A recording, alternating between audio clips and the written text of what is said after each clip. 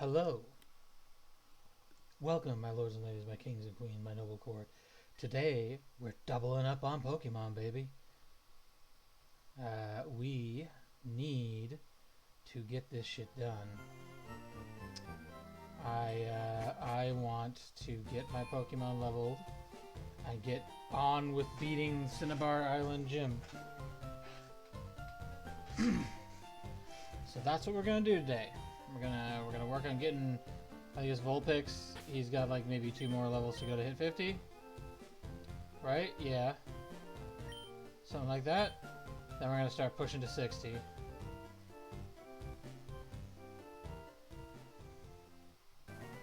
I feel like I've been stuck at Cinnabar way too long. I need to beat Cinnabar.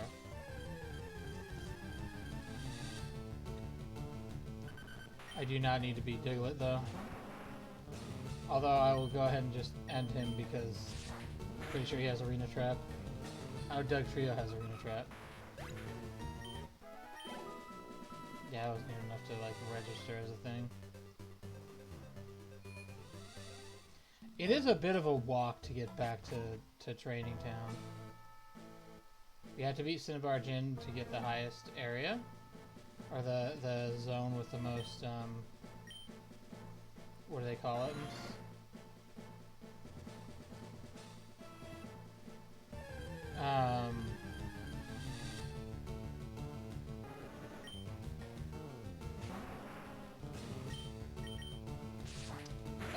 The zone with the most, with the highest level Pokemon, the best grinding area.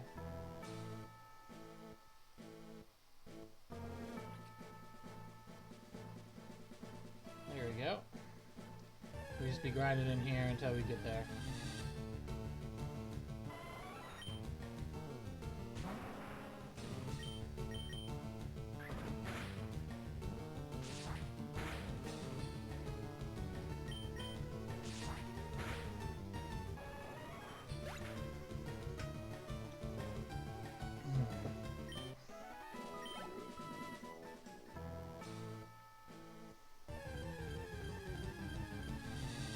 I think we almost beat Metro today, but unfortunately, the computer froze in the middle of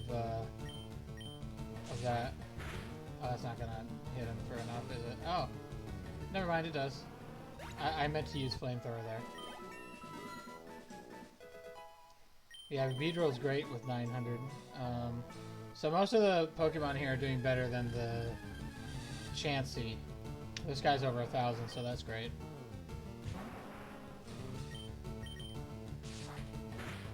He just leveled up to 49. I don't remember what all the levels that Charizard earns everything was at. But yeah, the idea is to get everyone to level 60 today. Or to at least attempt.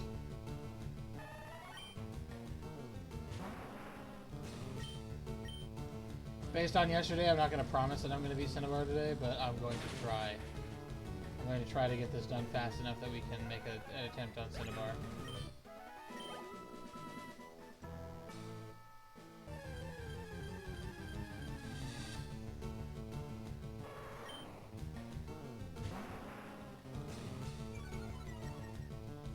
Right.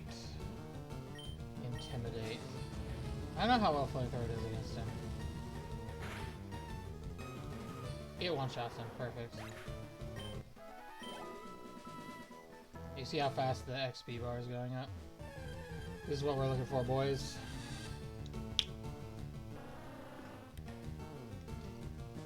Yesterday we got our first shiny in Fire Red ever. I've never gotten a shiny in Fire Red before.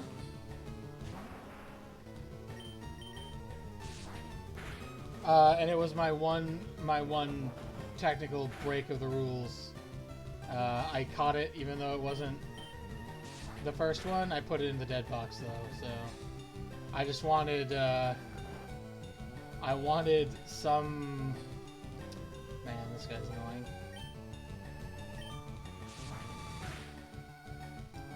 I wanted some record of my first ever shiny.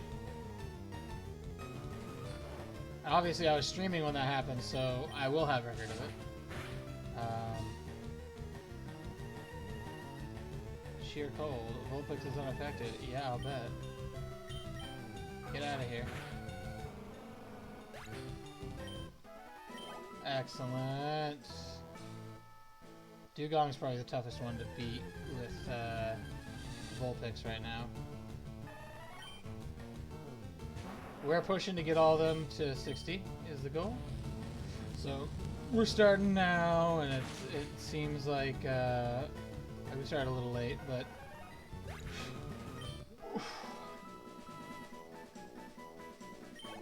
probably by the end of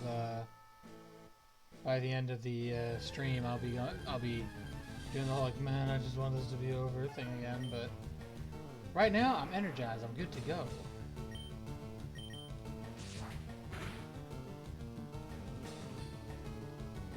Oh, good thing. Mega kick. Yeah, that misses most of the time. Black. 2 times. Cut probably doesn't do much damage, but... No, bro!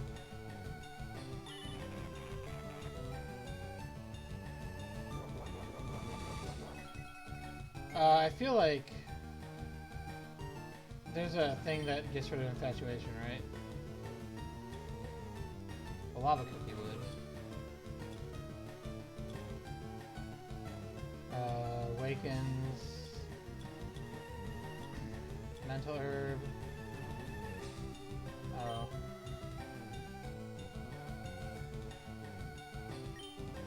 So that does that. Do we have anything else?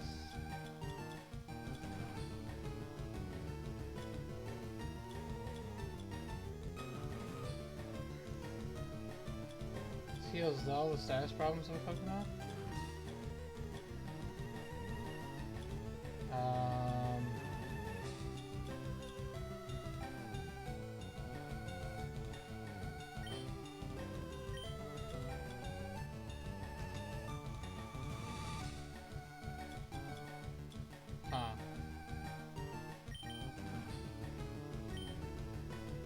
Alright, Cal's disabled. I think it's still, he still attacks, he just doesn't attack with as much energy.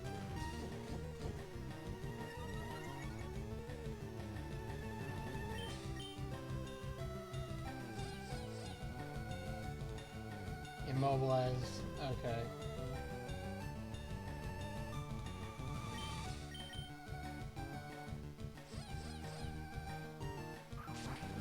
So it's like paralysis.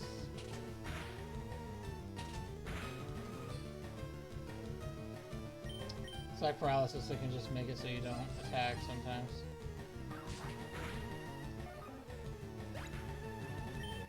That was not worth that much time.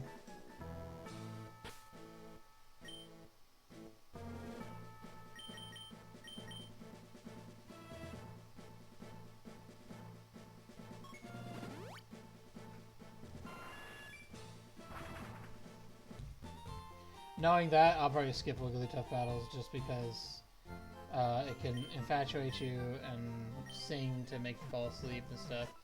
And it's just generally, like, if it's only giving 600 compared to, like, the 900 to 1,000 everything else is yielding, it might not be worth it.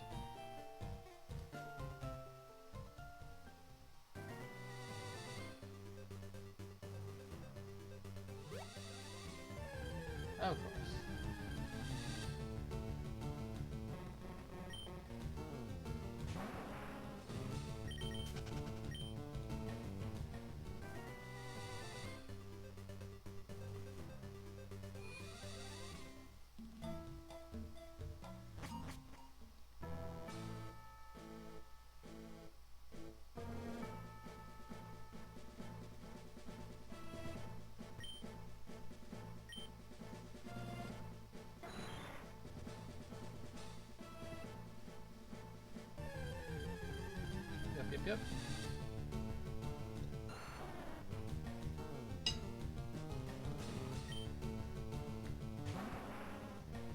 Yep. Hey, buddy. Flavin worker for you.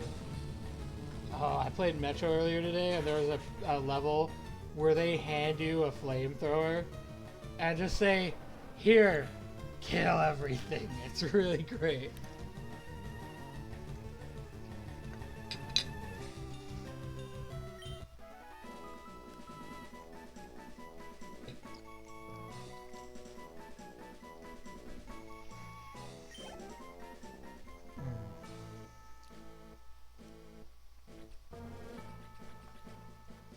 I did not know you could do that.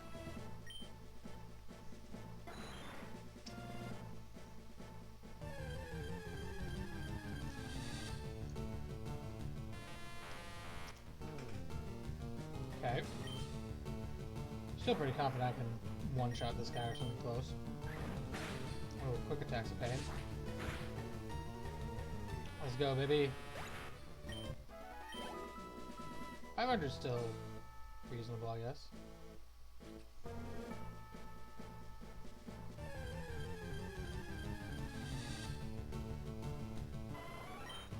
Here we go, baby. Oh, I didn't mean to use flamethrower, but that's fine. It's probably strong enough. Let's go. That should net me a level up. Perfect. Everyone's at level 50 now. Alright. Everyone's at level 50 except Ammonite, which is at level 51.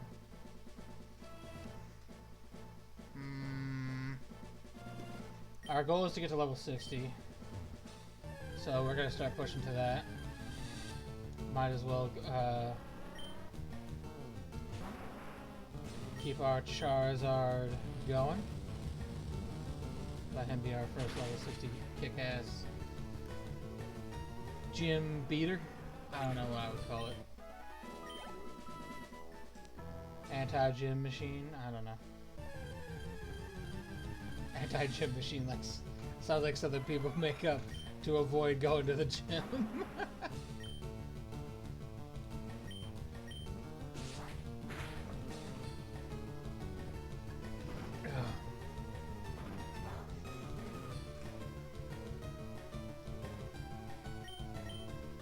Okay, flamethrower will one tap it, but slash takes 2. He gives like 900 XP though, so yeah, it's worth.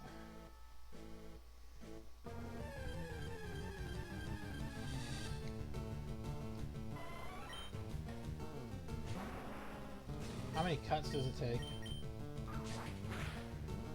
Cuts weaker. Might take 2 though. How come double kick only ever hits 2 times, but double slap can hit up to 5? That's a good ass question. I am streaming, right? Yes, I am.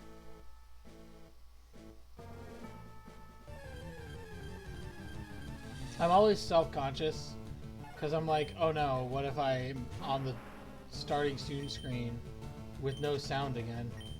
Because I've done that a couple of times and it was terrible.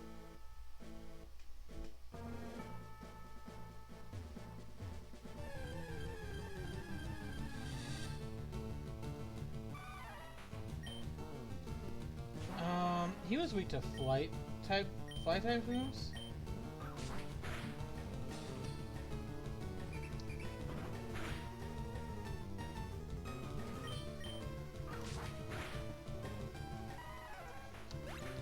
Let's probably kill this. 723? Okay, so he's on the lower end.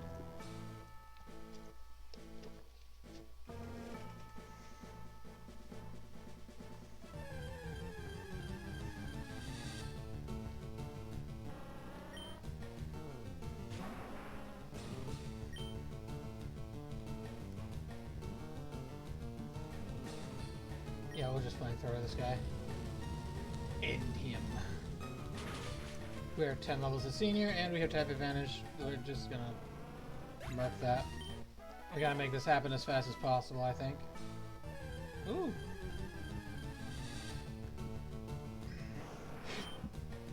Ooh. Excuse me. I just burped. I don't know if that was audible.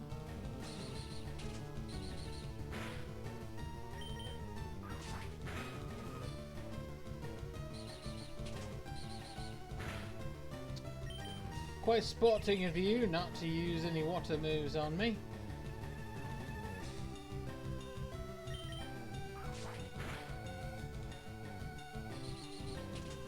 Quite sporting of you indeed.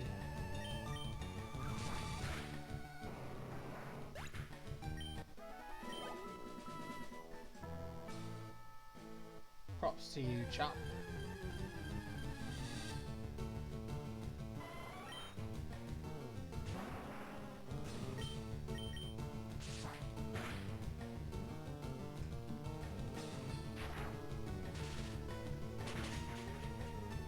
Ooh, lightning's super effective, huh? I did not know that.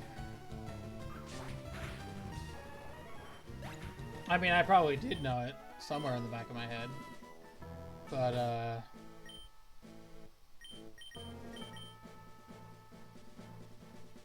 it wasn't, like, in my brain. Like, at the forefront of my brain, where I could see it.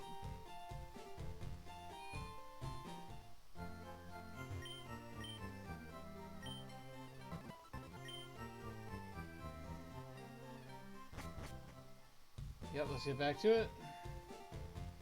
Got some level ups to do.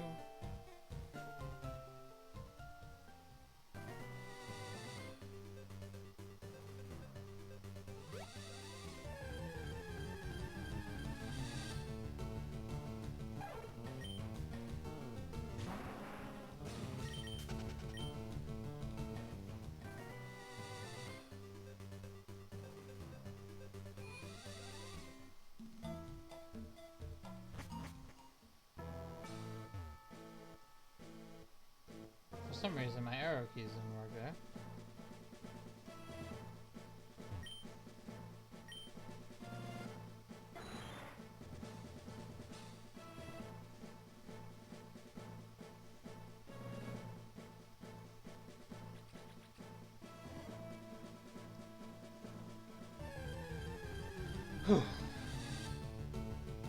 Ding-dong!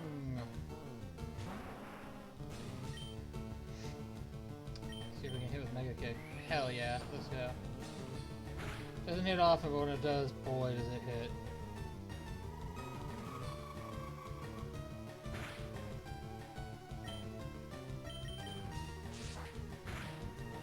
That it? Hell yeah, let's go. There we go, level 51.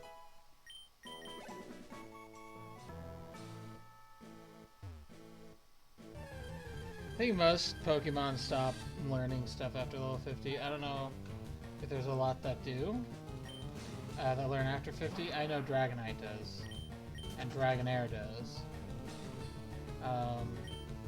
Because Dragonair will want to evolve at 55, but we're not going to let him because we want him to get all of his moves done.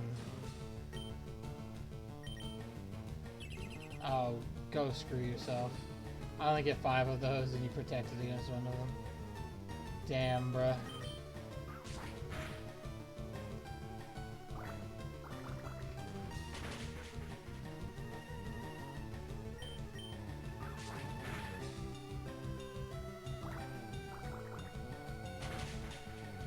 Damn.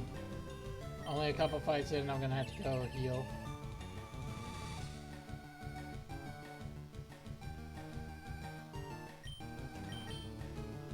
Bro, could you please stop using Protect?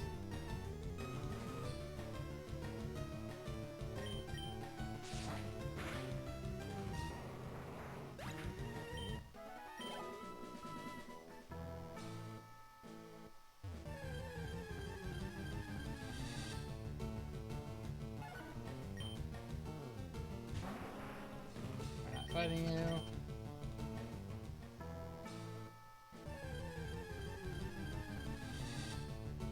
We'll fight you.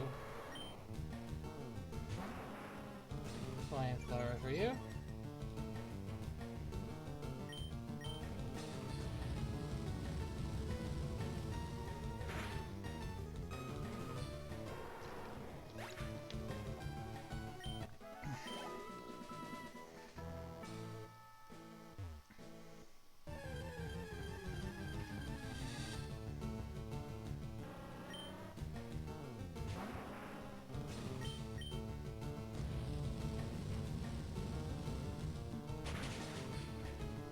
By the beach roll.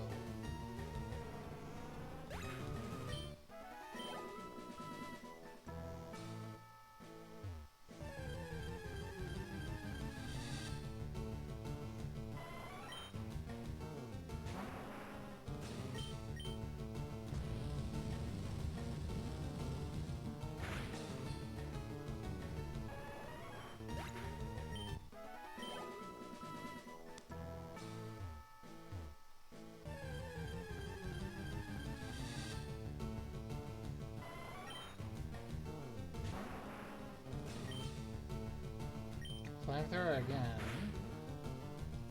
Cause it's one-shotting everybody, so if it ain't broke, don't fix it, bruh.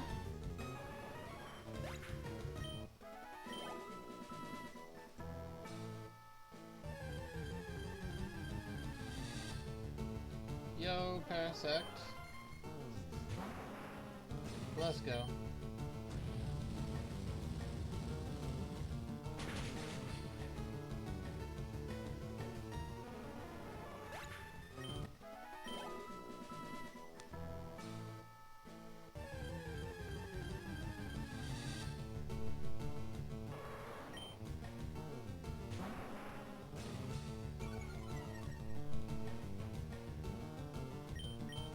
Alright. We're just out here beating the shit out of bulls and other creatures.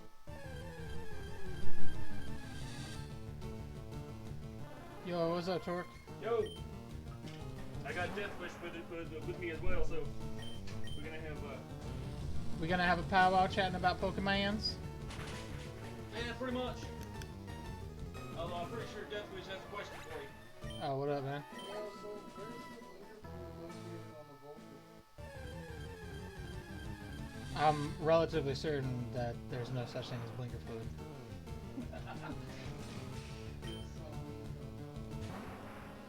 Yo, I think everyone gets got at least once with that one. Not when you're a mechanic, son. Fair enough. I got by the left-handed screwdriver when I was 3. The left-handed screwdriver. Now, to be fair, I never did get got by that one. I think the first time anyone ever asked me for a left-handed screwdriver, I sat there for a second and went, "You could use any screwdriver in either hand, man." And he was like, "Ah, crap. I was supposed to, like, get you."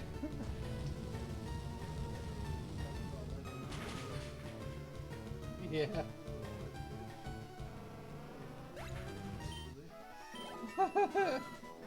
Yeah. So Did someone have left-handed screwdrivers for sale somewhere? Like right-handed screwdriver, $199. Left-handed screwdriver, $399. Bruh.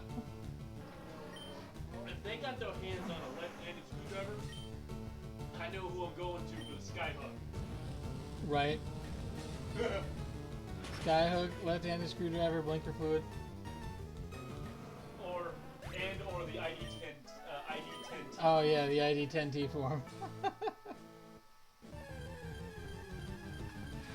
Man. Funny thing is, somebody at some point is going to watch this video and be like, "What are you guys talking about?" And go look it up.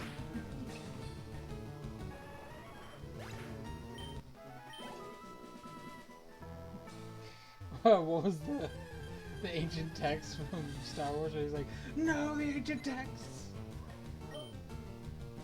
No, it was like the sacred text. That's what it was. Yeah, sacred text. No, the sacred texts.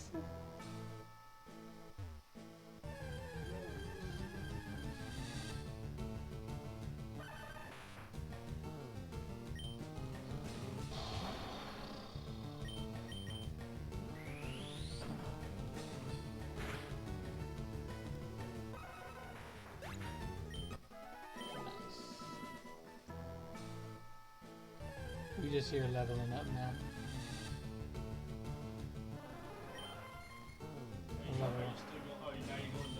We're going to 60, yeah. I want to make absolutely effing sure that when I fight Cinnabar, I win. I want no chances of losing another Pokemon. Right now, I've lost so many trying to get to 50 for Cinnabar. I don't want any chances. Oh no.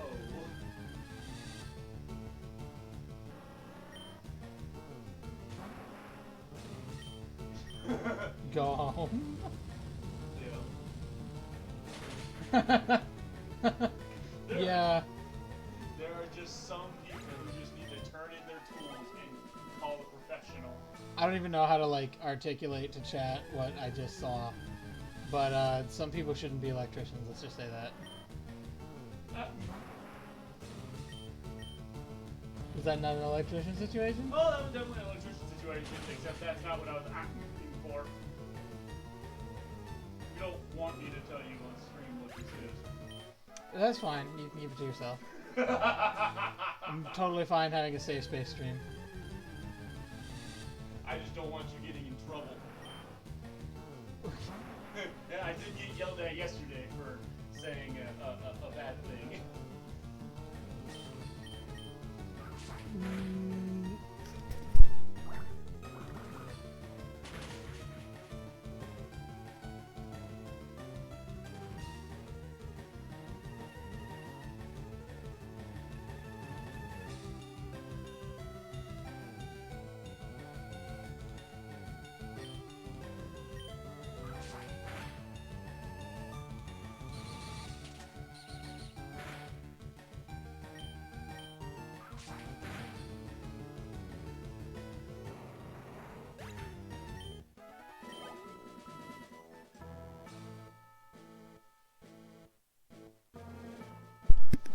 That's where that joke came from. But I got yelled at for it.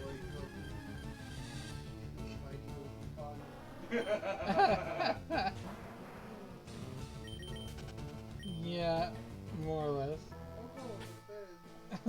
Bro.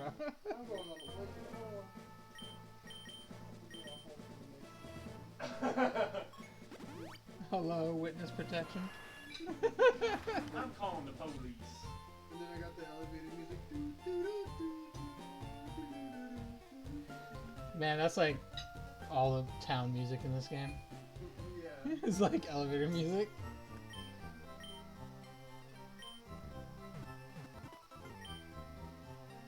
You know what I think is interesting, actually? I think you only see one police officer in the entire game. That's definitely not Officer Jen from the anime. It's like a big dude, like a overweight guy, I think. Possibly. Possibly. He do look like he'd be dunking them donuts.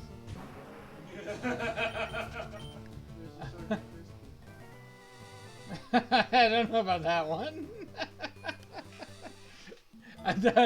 I'm very glad I rehearsed that. Oh, I guess there is kind of other cops here. Although I don't know if they're like cops so much or if they're security over here. I think they're usually security. Because the only real cop I've ever really met in Pokemon is Officer Jenny. Well, now that I think about it, I'm pretty sure there's cops that block off Saffron City.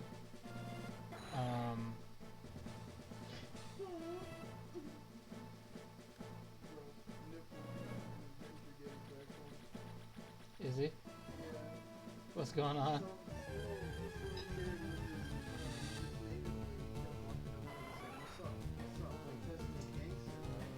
Okay. And I was like, bro, he's trying to bang on me because he's just scary. He didn't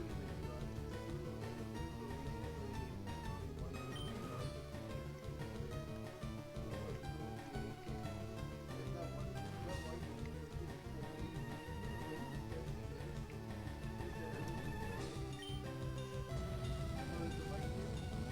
No.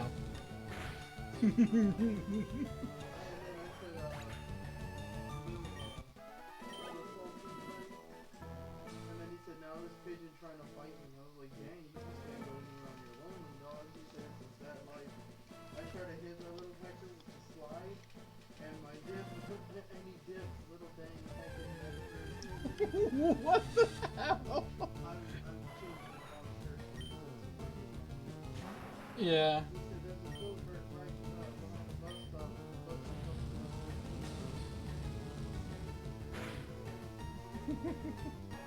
Just say no, bro. So this is a picture of the shifter that I'm looking at. And it's got where it would normally say reverse 1, 2, 3, 4, Oh, okay. 5, 6. Yeah. It's all that there in Braille. Oh no. No, no, no, no, no, no, no. No. Not allowed. That is not allowed. It just says let this picture sink in. I'll wait.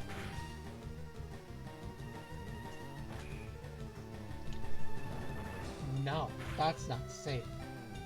That's not safe at all.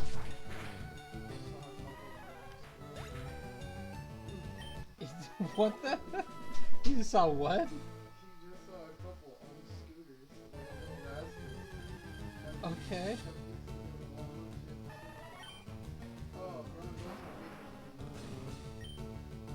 Oh. I was like, on scooters? Like my scooter? Or my dad's scooter, rather? You like razor scooters. I'm like, uh-huh. Different kind of scooter.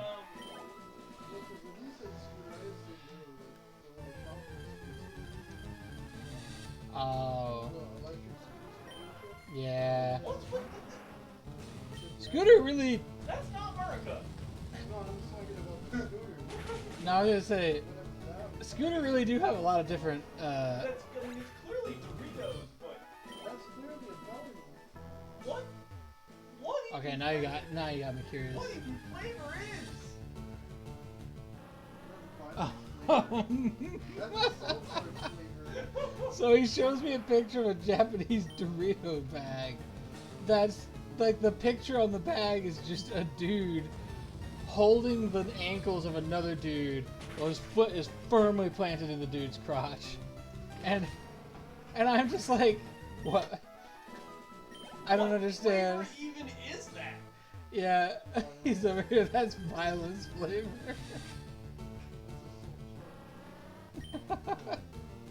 Assault charged Doritos.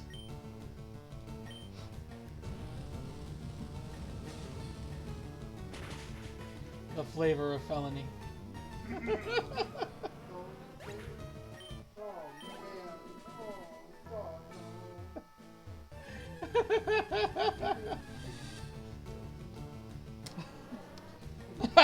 Oh no! No! Don't tell me that's the violence flavored Doritos. When you can taste it, he's a cop. Guaranteed to send you to another world. Guaranteed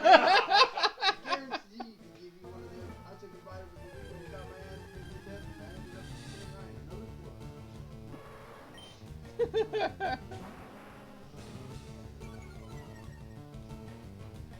No, that's not a baby.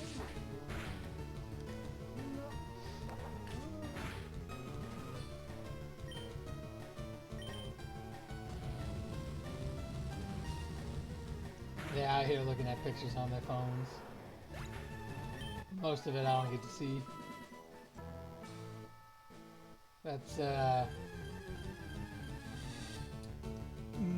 that is not a radiator. That's a square stand-up fan.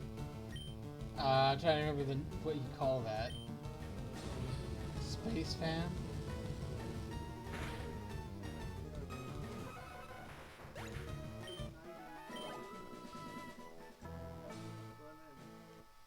Yeah. Oh, Oh yeah. this dude's gonna have a bad day.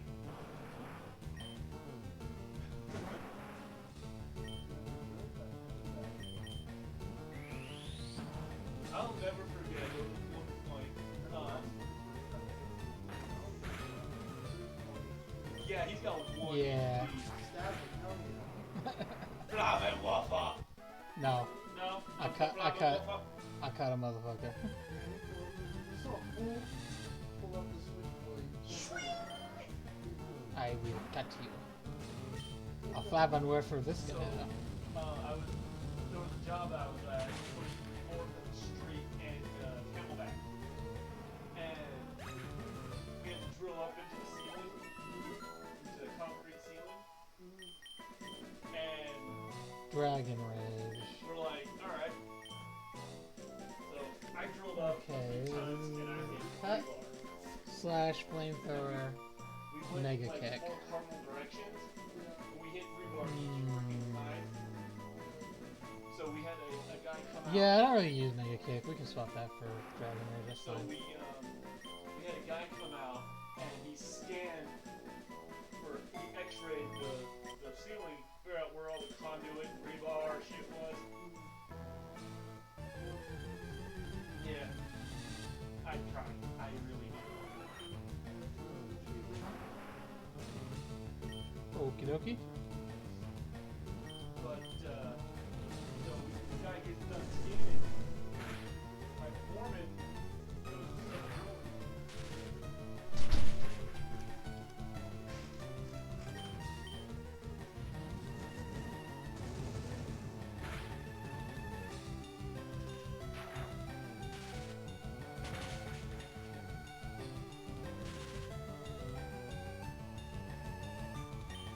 Okay. Okay. Alright. We're... I'm not gonna take the chance, because Vulpix is almost dying here. And this is ridiculous, because,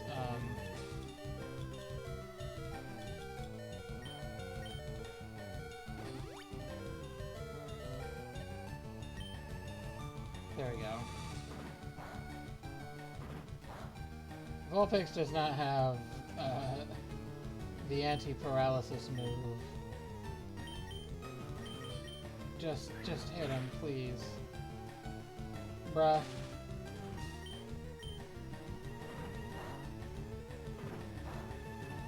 I just didn't want a shot that he died if I tried to run away.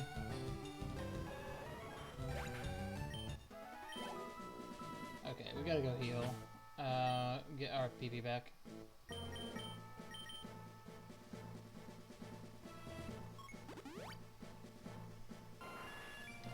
But he almost died. I would have been very upset. I said it yesterday and I'll say it again today. I really want Vulpix to make it all the way to the end. He's been the only one in my team since the very beginning.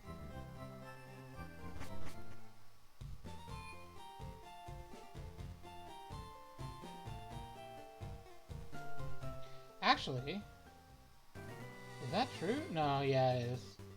Because Jimmy's like my third Pidgeot slash Pidgeotto. Jimmy was like my third Pidgeotto, I think. So I think I had a couple of Pidgeys or Pidgeottos before. And then, I mean, he's Pidgeot now, but...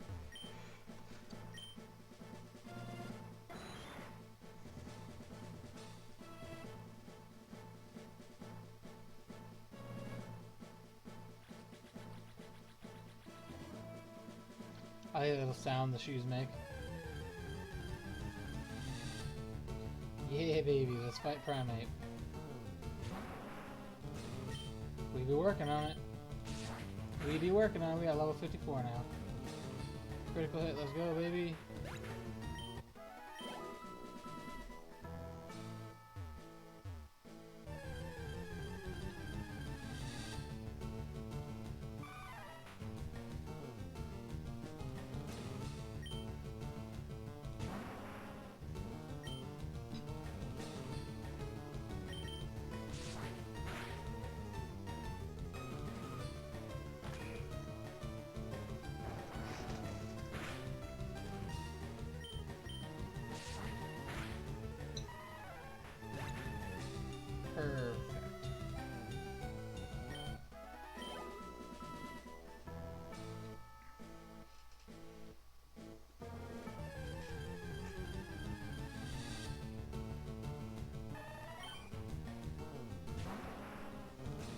Sorry I'm not, like, talking a whole lot. I'm trying to. I mean, I say I'm trying to. It would not be apparent anyway. It's just... I'm not sure what to talk about. Don't have any juicy drama. I talked a lot yesterday while I was playing this game. We played,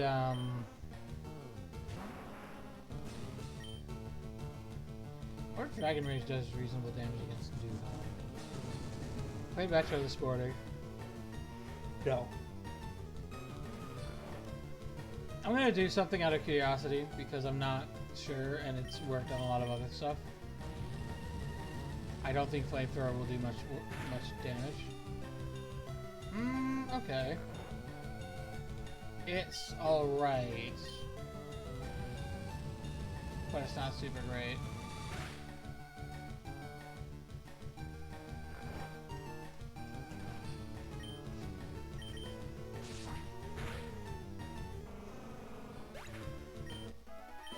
There we go.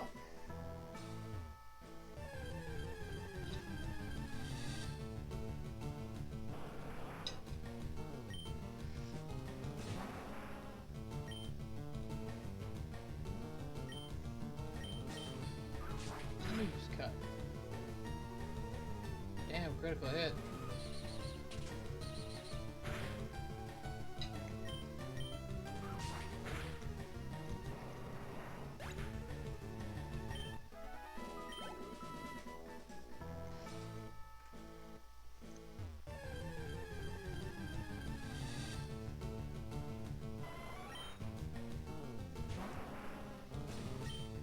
See, the other thing is, like, I don't have people's voices to read out right now, because we're just grinding.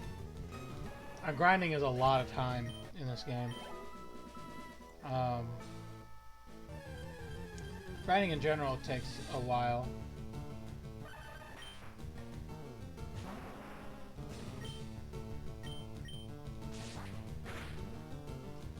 In any game, but in this game in particular, it takes a fat minute.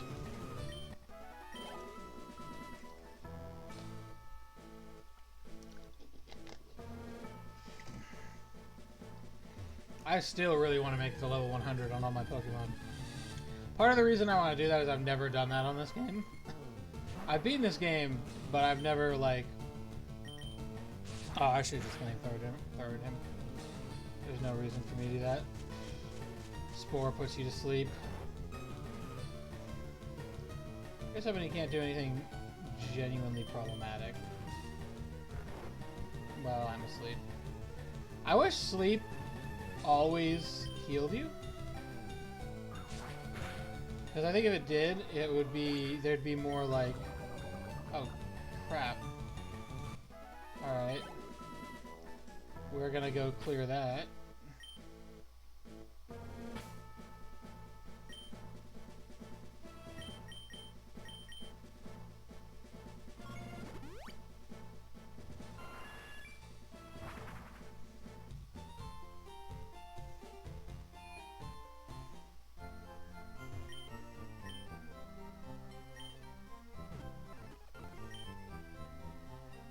Alright.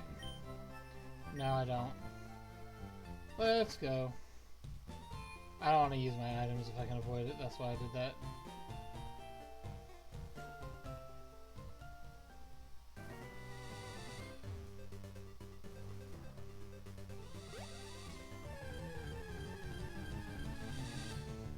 Oof, a Gyarados. A Gary Busey. Yeah.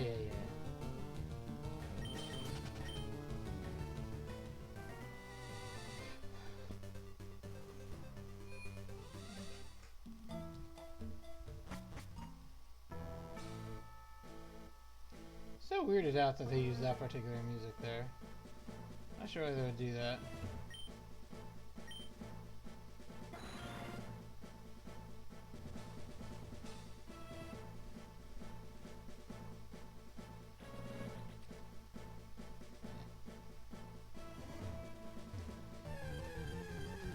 I bet all those rocks can be destroyed by Rock Smash.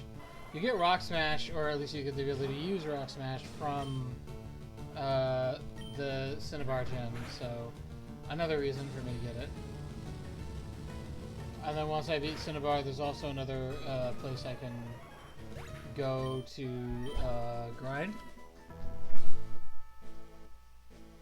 Hey, everyone! Hello, interwebs. I'm back. Torque has returned. But yeah, once I've completed Once I've completed the Cinnabar Gem, there's another area of the game I'll get access to that Gives it better farming. better farming. Yeah, better Semi riding. islands. Don't know where they are. Well, I remember I had to go through them through Vermilion, which is land of the SS Anne, basically. It's the one with the lightning gem and Lieutenant Surge. Yeah. All right. I thought it was after the fight with Giovanni. I think you said the Cinnabar Gem because Viridian is Giovanni. Right.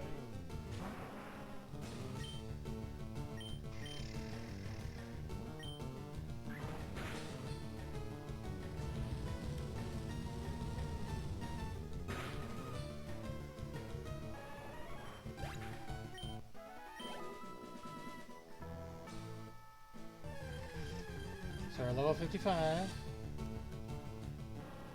50? 55. Yeah, it counts as 55. I'm now at 55.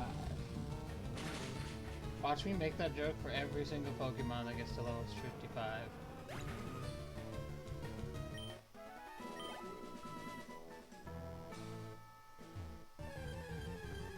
Actually, the next one would be Cerulean Cave. Yes, but remember, Cerulean Cave is inaccessible until you beat the Elite Four. I'm pretty sure. Flamethrower, yeah. I know that'll one-tap him.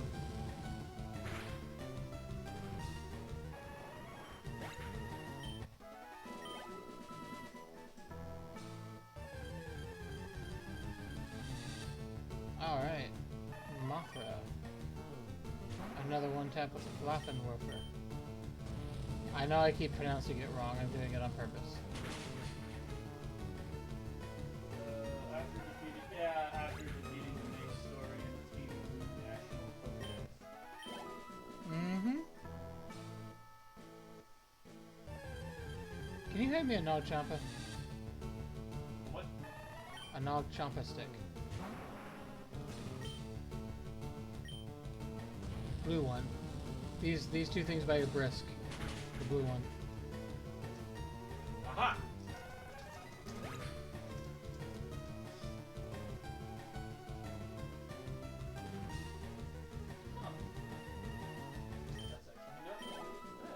It is. It's over here. It is 100% my favorite incense aroma. It's not a Champa. My personal favorite is Dragon's Breath. Dragon's Blood, yeah, Or Dragon's Blood, yeah. that's a close second for me. Which is why I have it over there. Sandalwood's not bad either. Sandalwood's pretty good. Sandalwood is pretty good.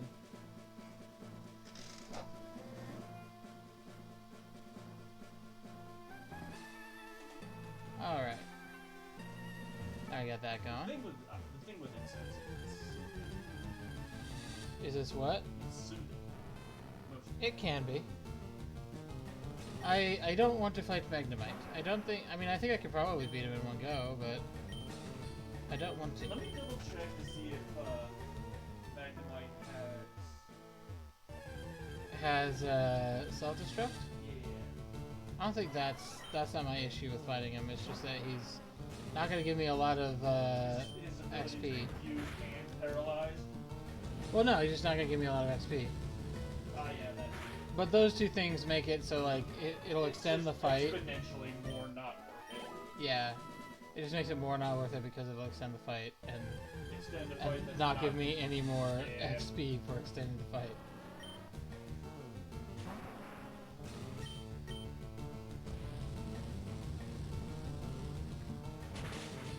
Yep, bye-bye. Beedrill over here gives me over 900 XP per fight, so... Right. The best one is the Blastoise. No, the best one is actually the Dugong. The Oh. Blastoise gives 1020, the Dugong gives 1065. Oh! In fairness, Yeah, that's why I use Cut. in fairness, Dugong is a bit more problematic than Blastoise. It is, but it's worth it because of the amount of XP you get. Yeah. the highest yield, so if it takes a couple turns to beat him, it takes a couple turns to beat him. Is Blissey in this particular iteration? I don't think so. I haven't seen one, that's for sure. Blissey's what Chansey evolves into, right? Because if you run into a Blissey, that is some serious XP. Yeah, I'll bet. The Chansey gave me 800. Like in Pokemon Scarlet and Scarlet and Violet, I usually get 1,200 or so from a Chansey. You get even more from a Blissey, I'd assume. I usually get around 6 grand from a Blissey. Damn! I could use 6 grand of XP right now. Right? Probably level me up almost all the way in one hit. Fairness, leveling up in Scarlet and Violet requires substantially more XP than in Fire Red. Or just Red in general.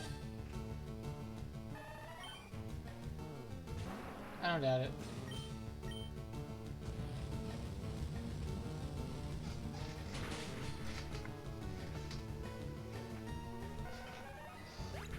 Where is... Yeah. Oh, my other sandal. There we go. 56. Shabloo. 56. Oh, you know, I should go recharge flamethrower is what I should do. Yeah.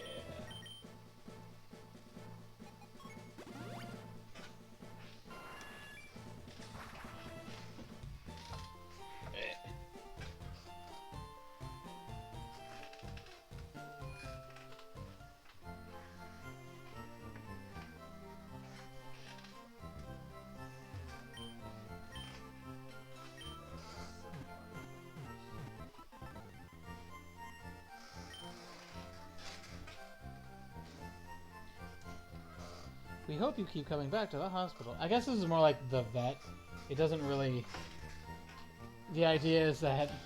That one interests me, though. So, like, the Poke Center is, like, a medical center specifically for the Pokemon, not for humans.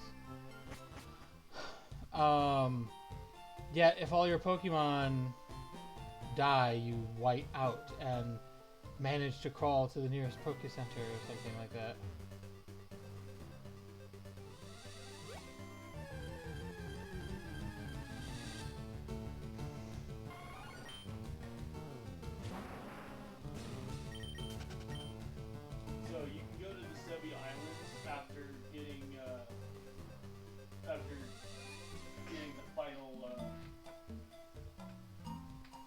Final badge? Final gym badge. Really? Go talk to Bill, PC operator. He'll tell you about it. Tell you about going to Sebi Islands. I thought it was after Cinnabar. Because I recall you saying something like that, but maybe it's after Giovanni.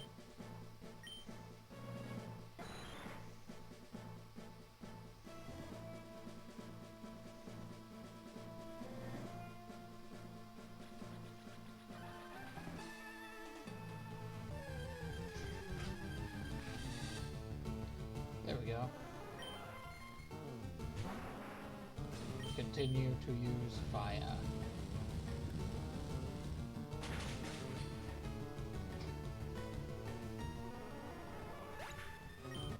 In fairness, by the time you're at hold on, let me figure out what the levels are going to be.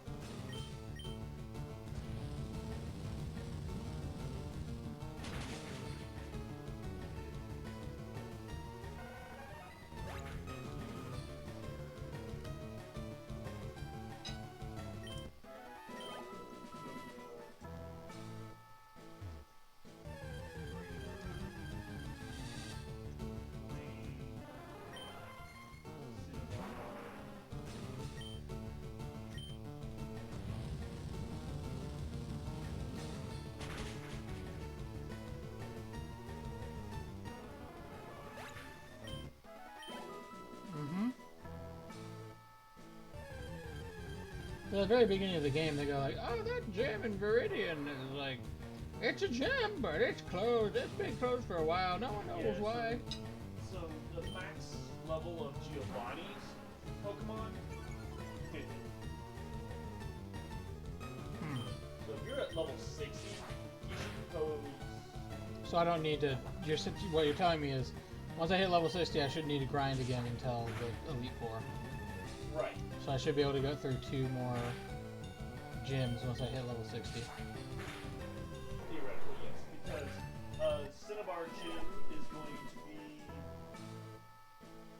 47 at best. So you should just be able to. Steamroll Cinnabar. Yes. Hopefully. You should Assuming one of them isn't fucking Mewtwo. I mean, you've beaten Mewtwo several times. I have. He is somewhat more challenging, however, than others of his same level. Yes, but then again, that's what happens when you're a legendary psychic Pokemon. I suppose so. I mean, when you have 2 Mega Evolutions, He does? yeah, he's got 2 Mega Evolutions. Interesting. He's one of the only ones that does.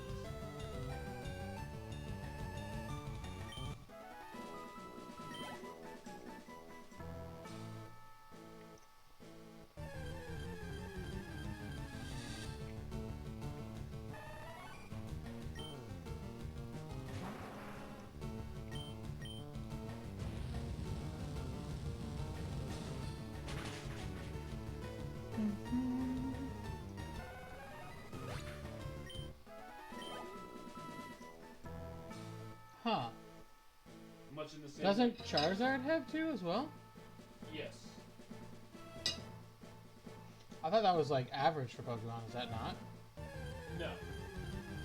Because Pokemon like Lucario have Mega Evolutions, But only one? but only have 1.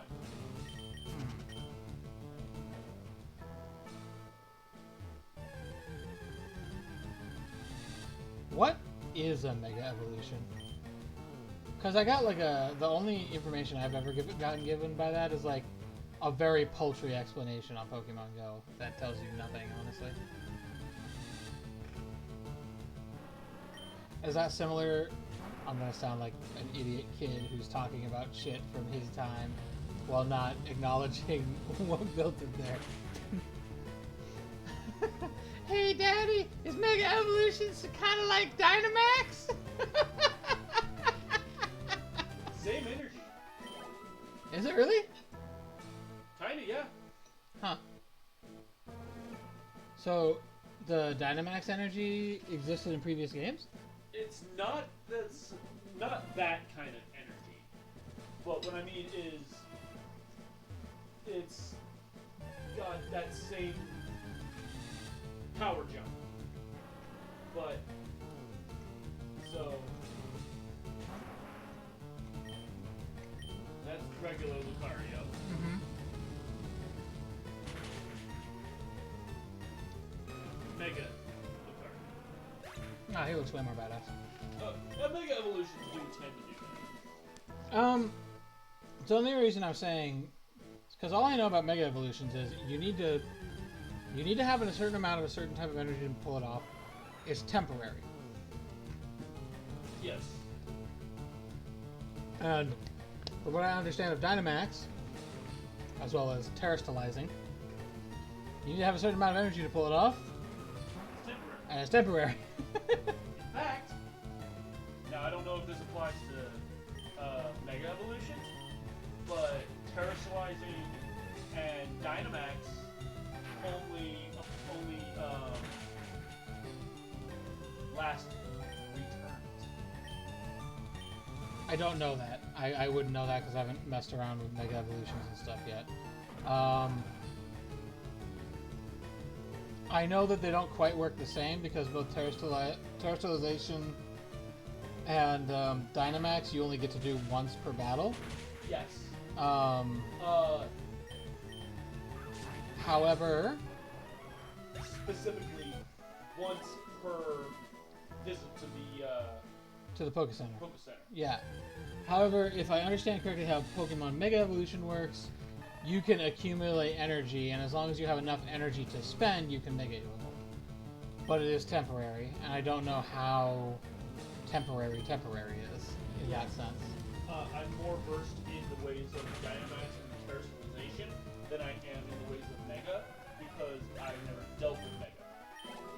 Yeah. I just know that it turns the Pokemon awesome. Yeah, the Dynamax just make them big. Doesn't change the way they look, really. Just make them big. The big difference between Dynamax, Terastallization, and Mega Evolution is every Pokemon has a Dynamax and Terastallization form. Not every Mega Not Man every has a Pokemon has a Mega. Pokemon has a Mega. That makes sense, because it would make sense for Pidgeot, the highest of the Pidgey line, to have a Mega Evolution, but not necessary for Pidgeotto and Pidgey to have it. Right. But you But you can Terastallize or Dynamax either any of those three, I would assume. yes. Generally speaking, however, if you Terastallize, like if your Pidgeot is going to be the same Terastallization as what it was as a Pidgey. Right.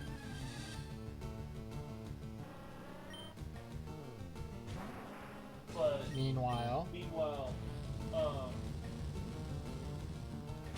Dynamax, I mean, the big difference between Dynamax and Terastallization is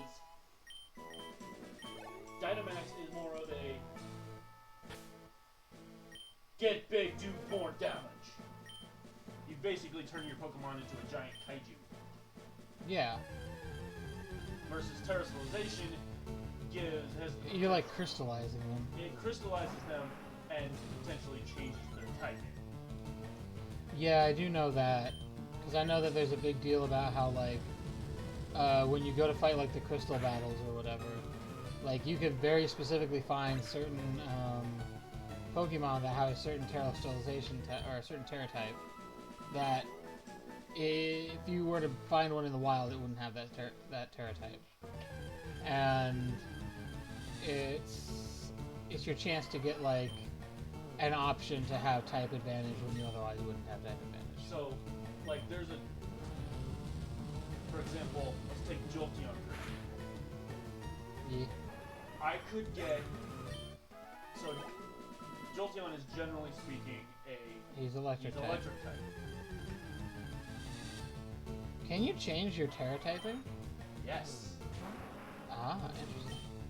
Once you get to a certain point. You have to beat a certain And then it'll let you do that. And then you have to collect the requisite number of Jubilees in order to do so. It will explain more in that particular when you're able to do it.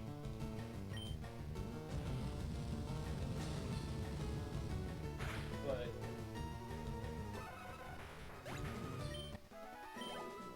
because you're able to buy or just track down the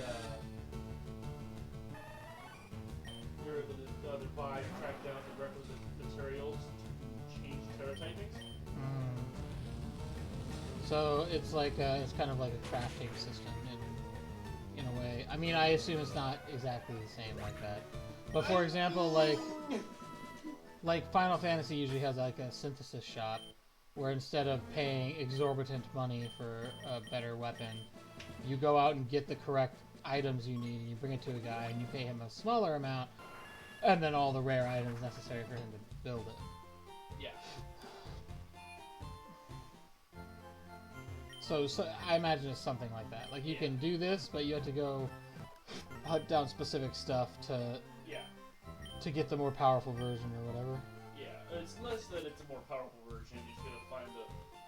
You gotta find the crystals of the thing that you want, of the type that you want to change your Pokemon Terra type to. So there are times where you could have. So there are some Pokemon that have. Sometimes they have two typings. For example, Charizard is a flying fire type. Right. evolve. Charizard could be, if he has a Terra type, he could flying, fire, fighting, for example. The thing is when you terrestrialize, whatever element he's terrestrializing to, those abilities are going to be stronger. So if you're so if you were to use your if you were to terrestrialize Vulpix, and he had a fire terrestrialization, Flamethrower would be stronger. Flavenwaffle would be Flavenwaffle. No, Flabenthromer would become Flavenwurfer. Yeah, and Beedrill instead. He's Even less of a chance than he does right now. Yeah, I mean, he doesn't stand a chance because I can already one-shot him, but yeah. So instead of you watching his health bar just drain, his health bar would just blink out of existence. Just no. You know, I remember seeing in Scarlet Violet that they had a version of Taurus that's like all black. Okay. Which is new. And I'm pretty sure that's a shiny version of, Taurus? Not Taurus, but like, I think that one's like that Taurus is supposed to be a specific region typing, right? Or something like that? Yes. I was gonna say, I've also seen, like a black colored, I've seen like a black colored Charizard, which I think is shiny Charizard. That is shiny Charizard. If I'm correct, yeah. Doesn't that black coloration also apply to Charmander and Charmeleon? No, actually. No, okay. So basically, when you have a shiny Charizard or Charmeleon, they are basically sunburned.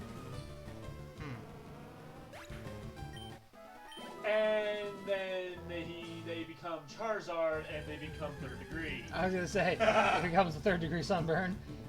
Actually, if you want to get technical about it, it goes from sunburn to frostbite. Okay.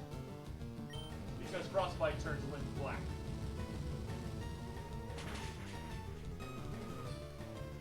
That's some existentially dreadful information. But it's not actually frostbite because the Charizard is basically capable of it. I was trying to look up something on the internet and then it puked on me.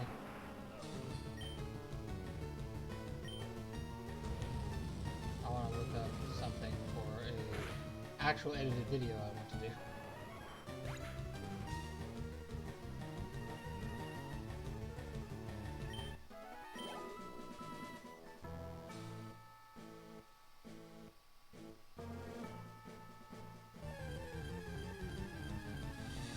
Okay. I'm thinking something like this probably is what I'm looking for. Oh, you're thinking of getting that particular doobly-doo. Yes, I am, I wanted to start, there's a series I want to start doing on my show, On the channel. On the YouTube channel, that's separate from, This. streaming, so, it would be nice. I'm thinking I could get that started in the nearish future.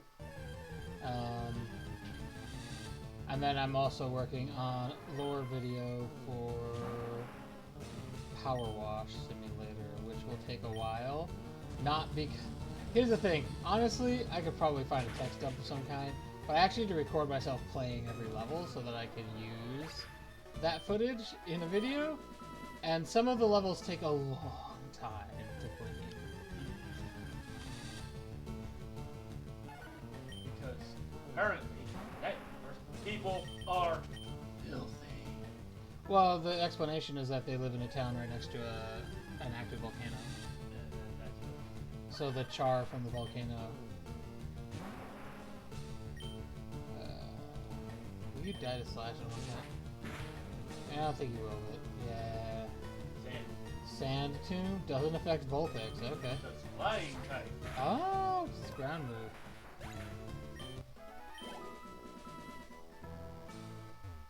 That's the type, like even if the Pokemon is primarily on the ground, if they have a flying type, they're immune to the ground stuff.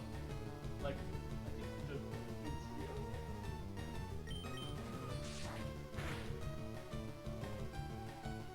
Oh, I forgot. I need to tell Ripple that he's like absolutely wrong about librarians, and they're not that hard to kill. he said the librarians were easy. No, he said the librarians were difficult. As in, well, his specific thing was the librarians aren't so bad as long as they don't know you're there.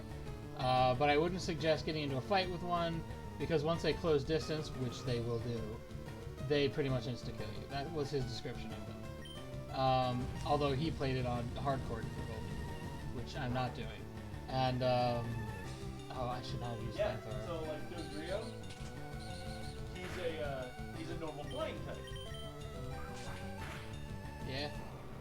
But he's a flightless bird. Yeah. Which means he's immune to things like earthquake. Yeah. I get the feeling he's based somewhat off of a kiwi bird. Ostrich. Really? Two-headed ostrich. Two- or three-headed ostrich. They're built more like ostriches. And if you watch them in the anime, they're treated very much like ostriches. They are Interesting. fucking fast. Interesting. They're also utilized as mounts, and they're also used in what would basically be ostrich racing. Interesting. I always figured because of their appearance that they were considered, so they're big then. Yeah, they're big. Interesting, because you don't really get a sense for their scale in these games, I would argue. Okay. I need an antidote.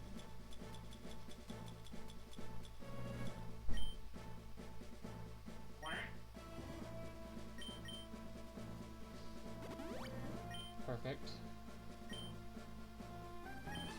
Okay. You get, You're level 58 now. Did I get what?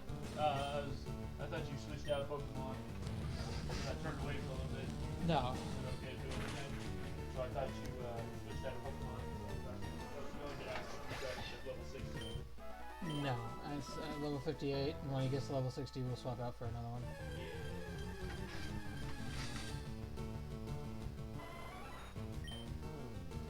But we definitely want to, because we know what we're fighting against, we want to choose wisely.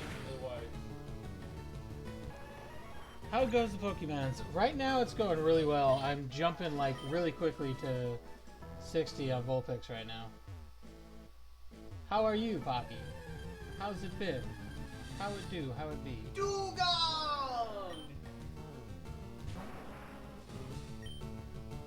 Okay, I'm trying to remember what was a smart move against him. I think it was Slash. He likes to use Rest though, which is annoying. Yeah. Could burn through all my Slash charges.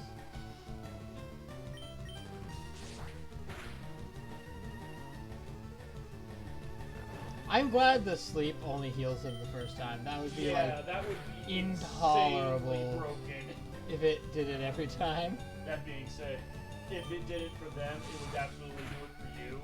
Yeah. And oh dear God, would we abuse the shit out of that? Oh yeah, we would. Because Good to hear, Pocky. Good to hear.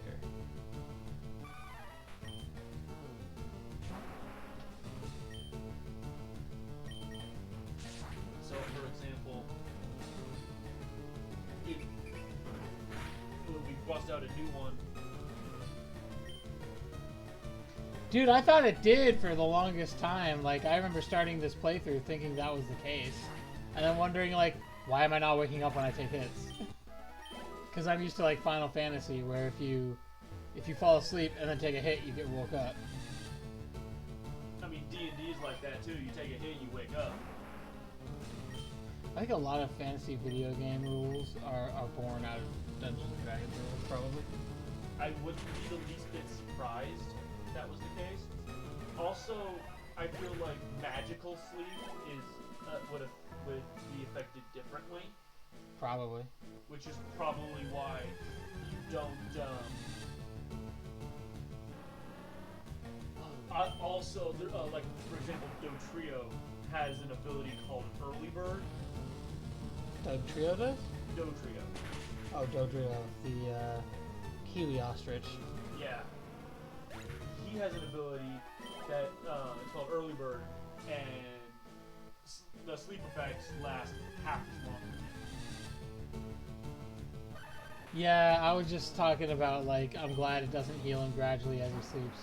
Because that would be, like, really intolerable. Okay, now we one shot. One more and we hit level 59. Woo!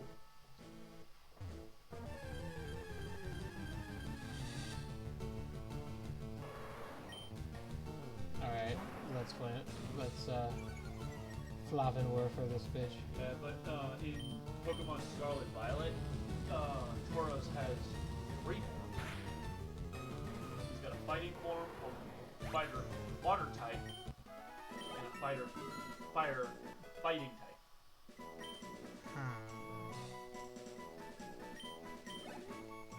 Because he's not a normal type Pokemon in Scarlet Violet. He's not? Oh, fighting.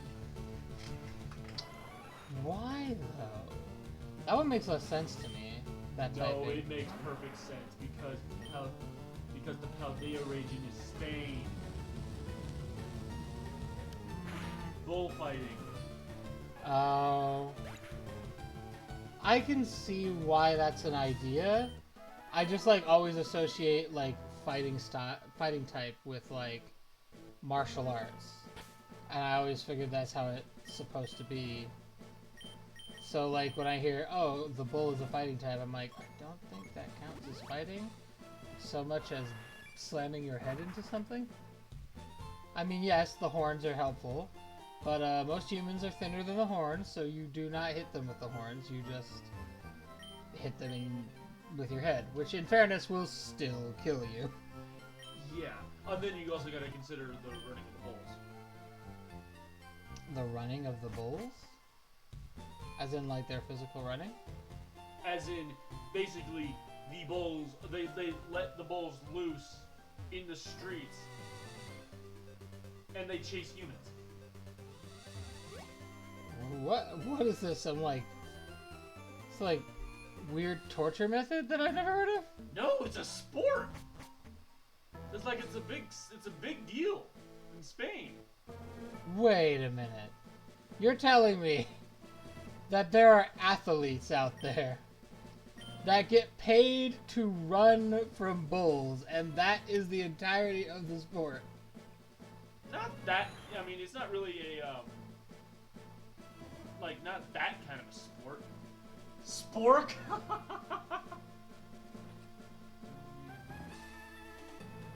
Running with the bulls. Or are you using the term sport as in like, I hunt for sport?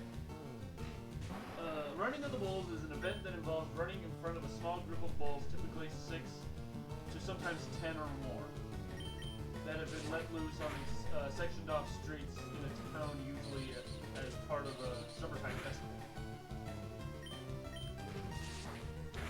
That seems an overly dangerous festival festivity.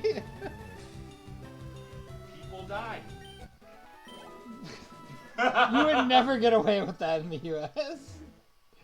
Fucking safety, the state safety inspector would be like, no, and just shut that shit down.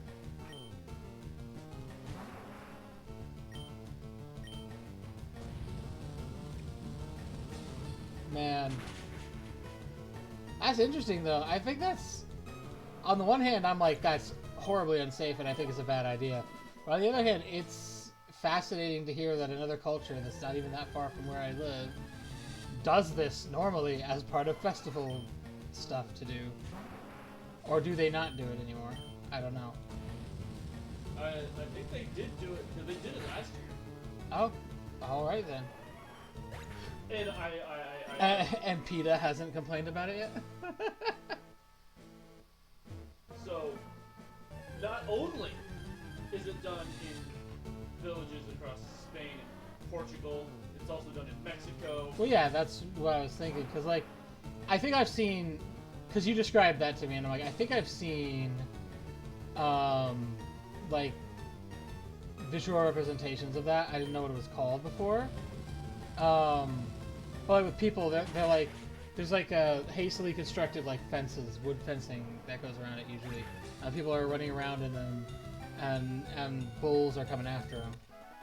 And it's always depicted as happening in Mexico, so... I did hear you that it was a Spanish thing. Yeah. So my thought was like, oh, it must be Spanish influence. Very popular in Bugs Bunny. Did Bugs Bunny force Daffy Duck to run the bulls at some point? That definitely sounds like some shit Bugs Bunny would do. Actually, Bugs Bunny was the one. He was usually the matador in the ring with the bull. In the bullfighting ring. Oh. And he didn't play fair. He never plays fair. Let's just be honest. Fucking Bunny. He's Bugs Bunny. He doesn't play fair. And that bull gets more screwed up than any other bull in any freaking like real life scenario.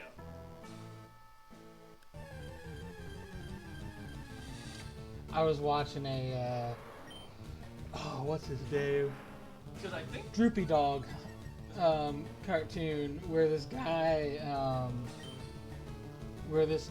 comes in. He looks like a wolf or a jackal or something, and he comes in and buys coffee at the shop that Droopy Dog. Bulls are colorblind. Yeah, no, they react to the waving of the flag. I'm pretty sure. Yeah. Somebody told me that once. But yeah, no, he's working as a barista at like a coffee shop, and this guy comes in and he gets his coffee, and Droopy Dog like shakes the tip jar a little bit, and the guy's like, "Ha! You think you deserve a tip? I'm not giving you a tip." And then Droopy Dog just keeps following him, shaking the jar everywhere he goes, like, "You really should tip." Poor guy. There's a weird scene where like he sees like this. Keep in mind this is like old, probably late 80s, early 90s cartoons. So he sees like this, like, let's say finely dressed young woman. Okay. And does like the cartoon "Auga" thing. And then the woman takes the woman like pulls a mask off her head and is fucking Droopy Dog going, "Tip me." And he freaks out. And this is some shit you can only see in a cartoon. His tongue flies out of his mouth, hits the button on the elevator, turns into a set of stairs, and goes up to the next floor, and then he runs up the set of stairs that is his tongue. Like, older style Popeye era freaking cartoons are freaking terrifying when you stop to think about what they can do. You have to wonder if that dog guy, if he like, you know, applied himself, could possibly beat Saitama's ass. Probably. I mean, I'm convinced that probably SpongeBob could probably beat Goku. I don't know enough about what SpongeBob can do, is the thing. He unraveled the Earth. He unraveled the in Earth. seconds. I'm going to need, like, some context for this. What do you mean by unraveled the Earth? Like, unstitched the Earth. So the Earth is stitched up? Okay, we got to level 60. We're moving on to another Pokemon now. Yeah. You'd have to watch Death Battle for the explanation of that feat, but oh my god. That sounds pretty crazy. Yeah! We'll put out Bean Boy. Well, at least we know the Jolteon won't be able to mess with him. Yep. Alright, let's see what Bean Boy can do to Venomoth. Bean Boy. Thunder. What does strength do? I'm curious. It almost killed him. It goes smoosh. Leech life. Man. I smashed him. I didn't think of his strength again. I'm pretty sure strength really has is pretty useless. He's got like, what, 5? I don't know. Cut has 20. I don't know what Flash has. Oh, it's got 15. Oh, 15's not bad. These guys are ground type, which I'm pretty sure is strong Yeah, strength versus... is going to be your best bet. Is strong versus lightning or electricity. Yeah.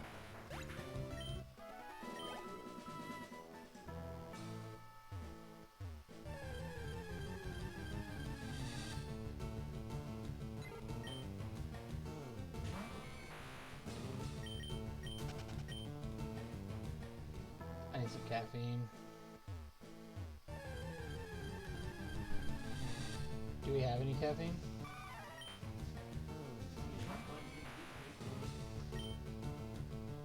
That wording concerns me. What is this? It says natural electrolytes and zero sugar on it. Accelerator Island Guava, natural flavors. Accelerates metabolism, plant-based thermogenics, active energy, natural caffeine. In fairness, I drank some more. Was it okay, flavor-wise? Yeah? Okay. Because my concern whenever something says zero sugar... Pimji? Pimji? What is Pimji? I don't know what that's a I reference drank to. this.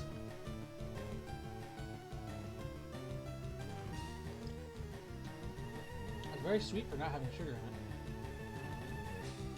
Very fruity.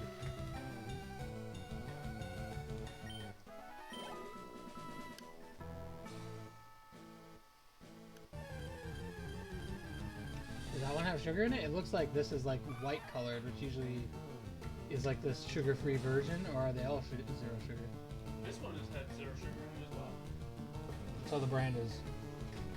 Oh! Pidgey, yeah. I'm just letting shit pass by my eyes at this point. It's just like, I don't see Pokemon anymore, I just see XP bags. Until yours goes completely. Yo, and until my my health bar starts turning yellow, and then I'm like, okay, wait, nope, need to pay attention. I need to actually apply myself here. I need to make sure I don't die. Kaboom.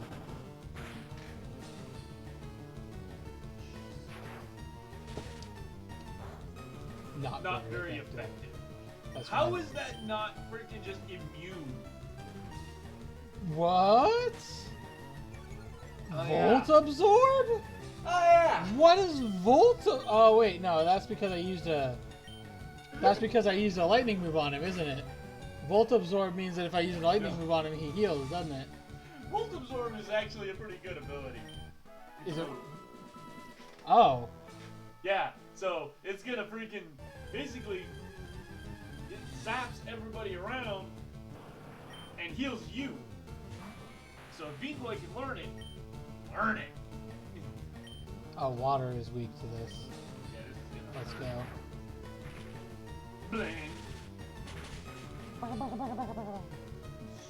That was like the worst rendition of the that it does when it does the Blastoise is not having a good time. no.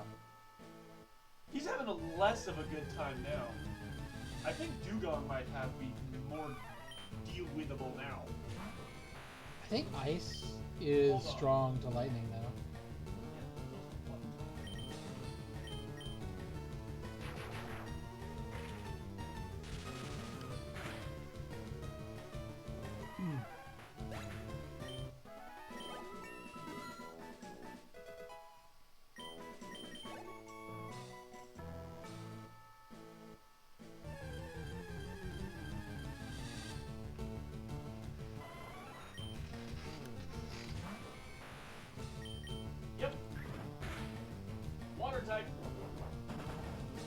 So the lightning will hurt him. In theory. I am about to fart. It'll do double damage. I farted. Not the worst thing I smelled all day. Oh. Yeah, I walked out of the back. I was trying to warn you as I felt it coming on. I couldn't hold it back anymore.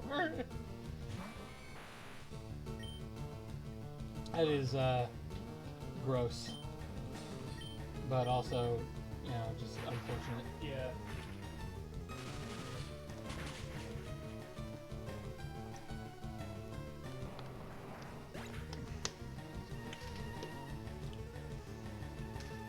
Remember, kids, make sure that you cut your caffeine with water every now and then so you don't dehydrate.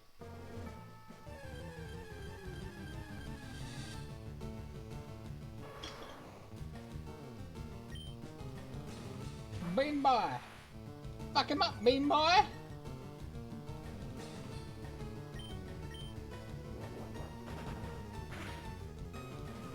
I feel like I finally made some epic progress though. You know what I mean? Yeah. Now you're not using Volpix anymore, you're using Bean Boy. Well, not only that, I haven't used Bean Boy for like a fat minute.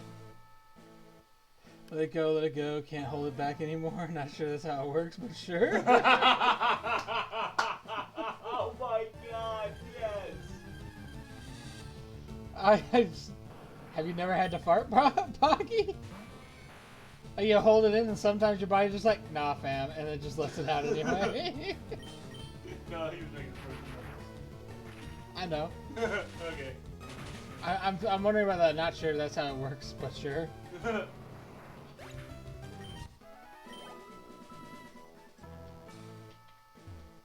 It's gross, though. Well, now we're gonna get to test and find out, shall we? Anda! Smack a bitch! I smite thee! Yep, Fire! super effective.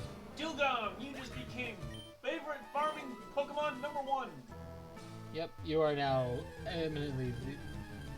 Oh, adding water to coffee? Oh. That's not what I meant by cut your caffeine with water. What I meant is like drink caffeine, but also make sure you drink water to keep yourself hydrated because caffeine will dehydrate you. That's all I was trying to say there.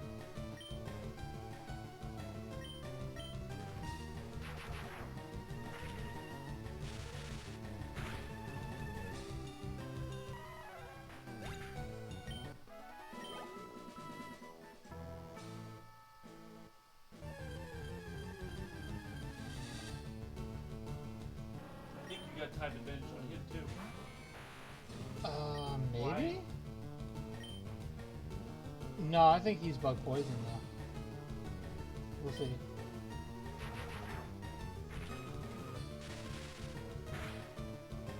Yeah, no, I don't have type advantage on him.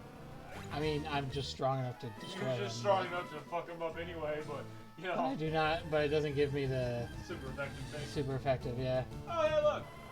Bean Boy, use strength. God, I hate Quick Attack, unless I have it.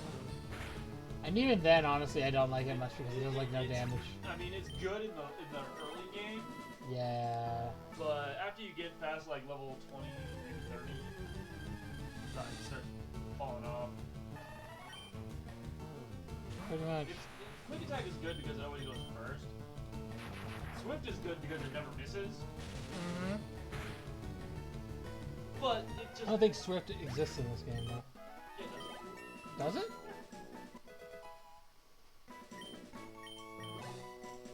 I thought that was a newer move. Because if it exists in this game, I guess it's got to be at least from Gen 3. I don't know if Swift existed in the original Red. I would be surprised. If it exists in this game, I generally assume that it existed in the original. But I imagine there are some differences. So I do know... Dark move. Right, like Bite was originally just a normal move, if I remember correctly. Remember... Hold on. Leo needs to restart his brain for a moment. If I recall correctly, Bite was either a normal move or like a fighting move or something like that.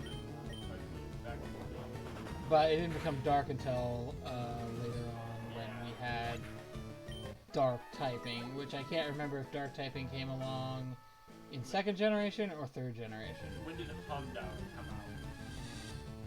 Oh, well, Houndour is a 2nd generation Pokemon, so... Yeah, it was the dark type move then. Okay. Because he's a fire dark type Pokemon.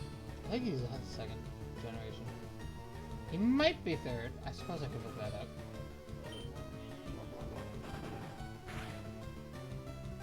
I want to say, because I know Hoot Hoot and Noctowl are 2nd generation, right?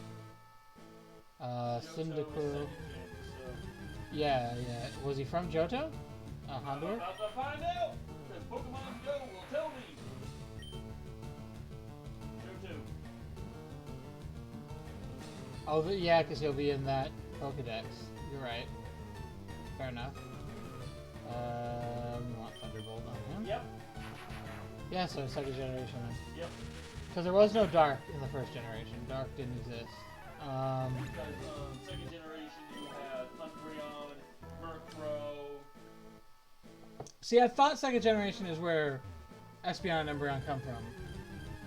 Yeah, and that's also where the fucking... Yeah, that's actually absolutely fair, Pocky. They definitely had to nerf Psychic. Yeah, now they got their freaking Ice. Ice was garbage for a while. Yeah, Ghost type moves didn't exist back then either. You're right. I did play the original Red one time. I prefer this version of Red. I feel it's vastly superior. But no, you're absolutely right. In the original Red, Psychic was like, if you just built a Psychic team, you win. Like, Yeah. there was pretty much nothing that did damage to Psychic. Problem was getting the good Psychic team. Well, because Alakazam was not... well, The hard part about if I recall getting correctly, Alakazam was like a trade. You had to trade for it, right? Yeah, but the hard part about getting Alakazam was getting your hands on an Abra. You had one chance. Oh, in the original Red, Abra wasn't as hard to catch. As I recall, you having one chance to catch him, and then he teleported. No, that's it was RNG. So, in the original Red, Teleport has a chance to fail. I think it still does. The chance is just much lower. But in Red, it was like a 50% chance to fail. So 9 times out of 10, you get 2 or 3 chances to catch an Abra before it disappeared. And you could just farm an area that Abra spawned in.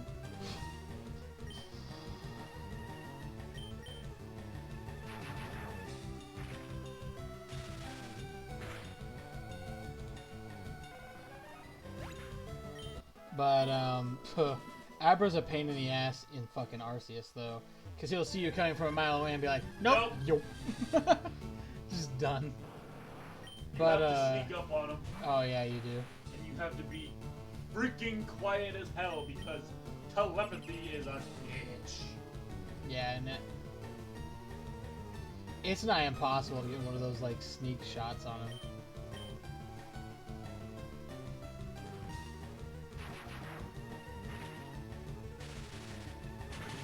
But that's fair. I do remember Psychic being extremely powerful. That's one of the reasons why Mewtwo was just legendarily beyond powerful in the original game. Because he was Psychic and he had all the best Psychic abilities. It's also why Porygon was worth 999 coins at the gambling house. Because Porygon gets Psybeam, which is one of the more powerful Psychic moves. Uh-huh.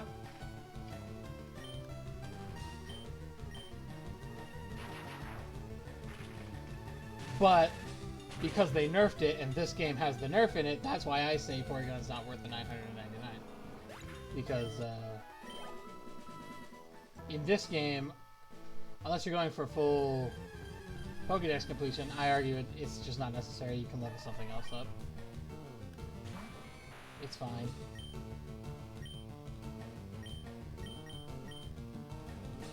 Yeah. No. You're mean. Get out of here.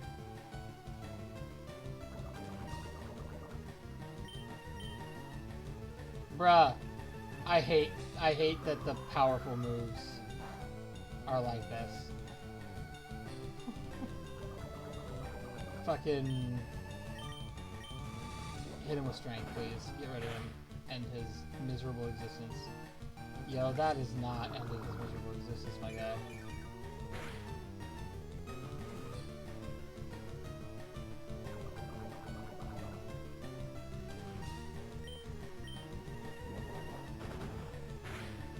Okay, we gotta go heal after this. That's not worth the 630.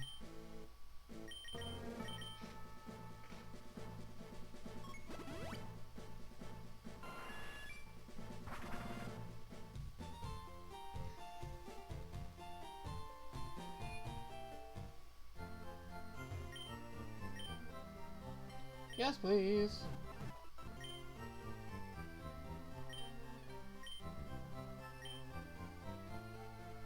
Let's go.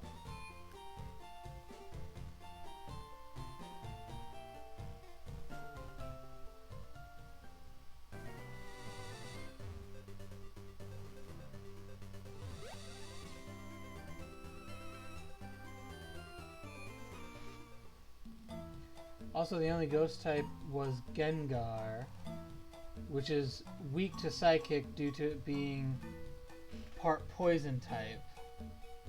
Wasn't Ghastly and Haunter both ghost type in Red? Because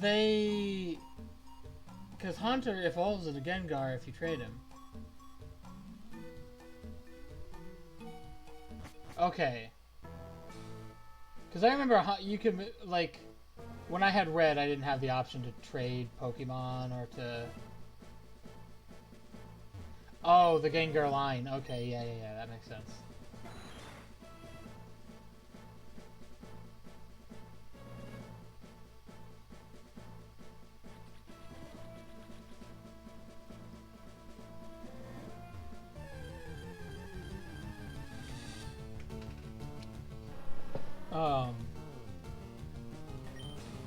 That game had a much slower pace though, Red. I feel like Fire Red has a much faster pace in general. I didn't mean to use strength there. Pin Missile? I know I had Pin Missile.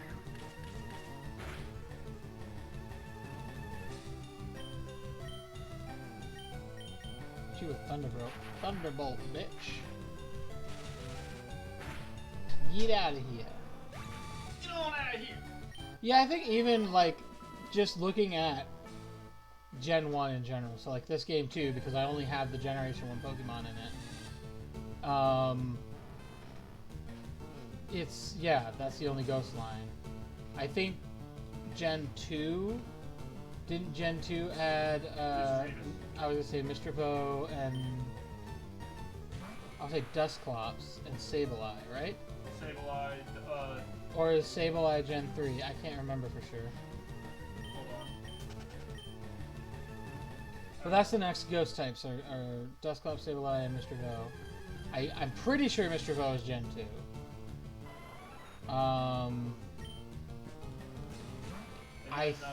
I'm pretty sure Mr. Bow came out in Pokemon Go at the same time as oh no, hold up. Yeah. I forgot I can't do that to him. Ghost type Pokemon are... There we go, level 53, let's do it.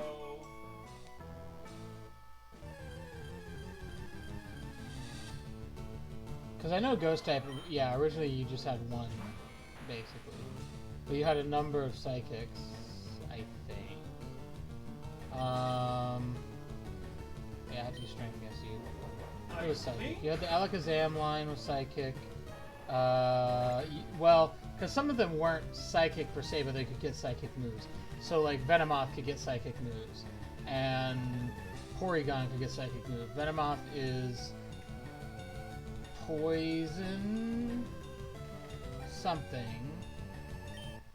And I had a Venomoth.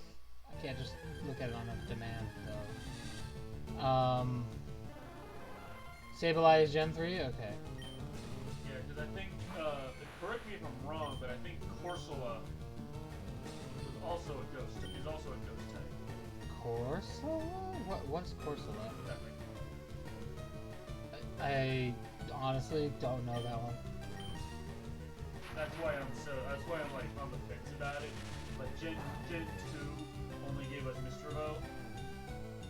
Okay. You bitch asses in your damn. Because I know Dusclops and Mr. Vo came out at the same time. Or, No, sorry, they didn't. my bad. Dusclops and Sableye, that's what I meant to say. Yeah, Dusclops and Sableye came out at the same time.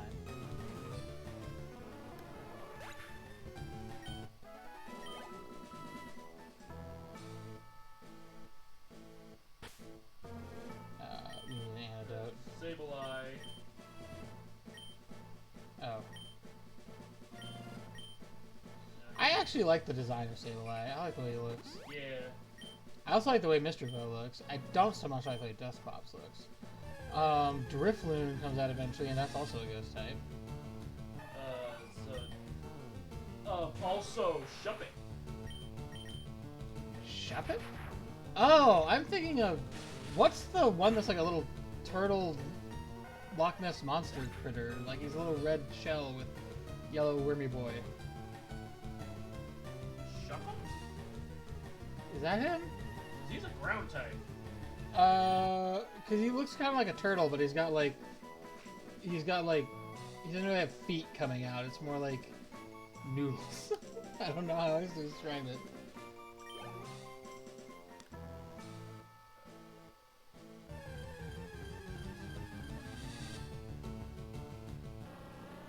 Turdinator? First of all, I immediately can see how I could change that word into Turtinator or Turdinator.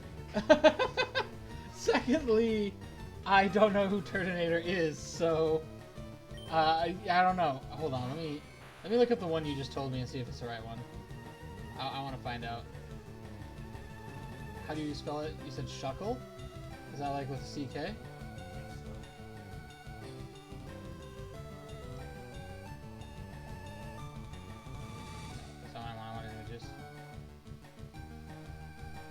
Yeah, this is what I'm thinking of. Yeah, he's not Ghost. No. I was just saying that when you said Shuppet, I was thinking of this. Oh. Because they have similar names, I think. Yeah. But... Because Shuppet... But then you said, no, you showed me... I'm still going to call him Turntinator. If I get a Turntinator in any of my games, I'm calling him Turntinator. So, he becomes the Bayonet. Oh, I remember that one. And then you got Duskull, who then becomes Dusclops. Right. Did Sableye come out in the same generation as them? No, actually. No, did they come out in Gen 3? Oh, wait, Sableye? I was going to say Sableye is Gen 3, though. Yeah. Because he's a ghost type. I just like the gem eyes. Like, that looks really cool to me.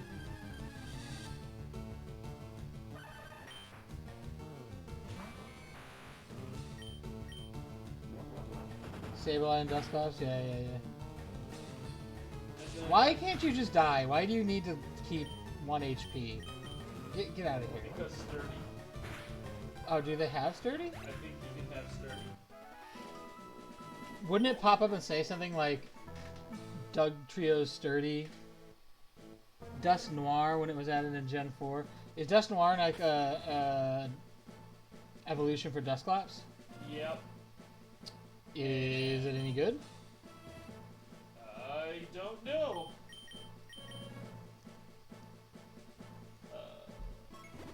Do you have a picture I can see of it? It looks like this here.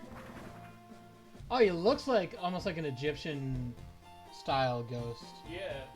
I don't know if I would say mummy per se, but like sort of. I'd believe that was a pharaoh in a tomb that didn't get properly mummified or some shit. Yeah, I would say so. As in, he's good. He's a relatively good Pokemon. And then we got in the same line as Dusknoir, we've got same. Dusknoir. Did you just mix Dusclops and Escanor from fucking Seven Deadly Sins? Who decided that? But that's how it's pronounced, Dusknoir. Oh, is it? Dusknoir. Because it looks like Dusk Noir. Noir is the French word noir, which means black or dark. And you would normally you encounter it with like film noir. Yeah, but then you got because it's in the same season, same. I did not mean to do that. Generation is Drifloon and Drifiblim, Drifniblim. who's also in the same generation as Magius. Isn't that Mr. Vo Mr. Vo's evolved? evolution. Yeah. Okay. Can Thunderbolt hurt you? It should. Yeah, I would think it should. He's level 25. He should die, right? I would think. And then of course, Yep. Darkrai. Oh, he looks badass. Oh, I want one of those. What gen is that? Is that 3 or 4? 4. Okay. I've got so many games to go before I can do that. Damn it, he looks so cool. You don't fucking with you don't fucking around with him. Oh, is he like really strong? Oh yeah. Oh, that makes it even better. He Well- looks cool and is cool. And then he's basically the devil. Beedrill can have rage? Apparently. Okay. And then in Gen 5, Well, he's basically the devil. I thought Gyarados was the devil. It was like the Pokemon devil. I mean, he's in the same. He's thought of in the same similar sense. And then you got Yamask. Oh, I know that one. I've seen a comic about that one that, like, breaks my heart. That's what he turned into. Caphagrius, yeah. So there's a comic I remember seeing about that one. It's about, to not give like all the details, it's about how this this archaeologist with these two archaeologists like find a place, ouch, and yeah, trapped in sand dune, yay. And then you've got my favorite ghost type Pokemon. Oh, Litwick, yeah. And then his evolution. Lampnet? And then Chandelure. Yeah, I'm not super... I personally don't like that one. And I don't like it because it's another great example of... I feel about Chandelure the same way I feel about the Werehog. Like, there was just this one dude in the office going, could we make a Chandelier one? Come on, I can call it Chandelure! And he did it for like years. Okay. And when they finally ran out of ideas, they're like, okay, fine, you can have your fucking Chandelier Pokemon. I like Litwick better. I like the name Litwick, but Litwick as a name sounds way better. Now here's the weird thing. That little mech, ghost type. Press X to doubt. That fucking kaiju mech is also a ghost type. Press X again to doubt harder. By the way, these Pokemon names are what? To give Pocky some reference for what we're talking about? Gollet and Golurk. Okay, their names sound ghosty. They do not look at all ghosty.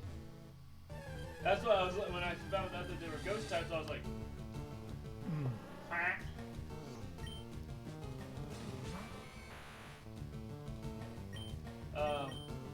Phantom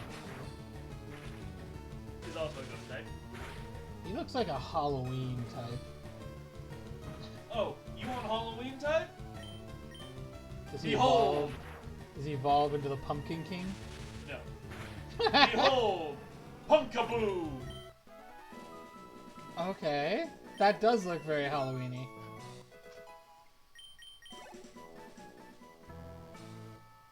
What generation is that? What generation is the Halloween Pokemon? 1, 2, 3, 5. What generation is Chandelure? Because I remember hearing about Chandelure the first time when Sun and Moon was out, which I believe is Generation 7? Okay, so, sorry. Chandelure is 5. The other one was 6. Ah. This one is disturbing. Because that's not bad. Gothita. A name like that already has me worried. Don't worry. It gets worse. Yeah. I would show you the next one, but I don't have it. Oh well. Probably for the best. I have it in one of my other Pokemon games, but I really don't feel like going and doing that. Fair enough. This is going a little slower for Bean Boy because lightning is not as effective against this band of Pokemon, this lineup of Pokemon as fire was.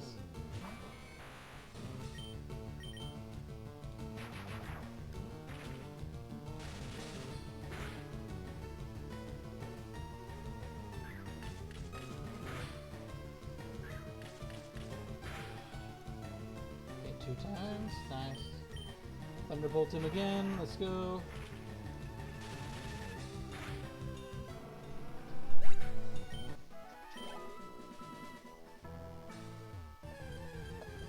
See, Litwick sounds somewhat like Torchwick, which is the name of one of the few characters I actually liked in Ruby. And then, of course, they ruined Ruby forever.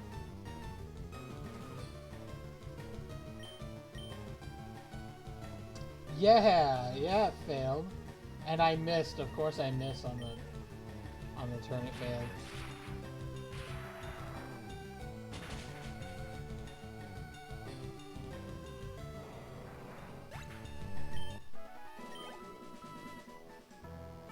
Alright, we gotta go fly back to base, heal again.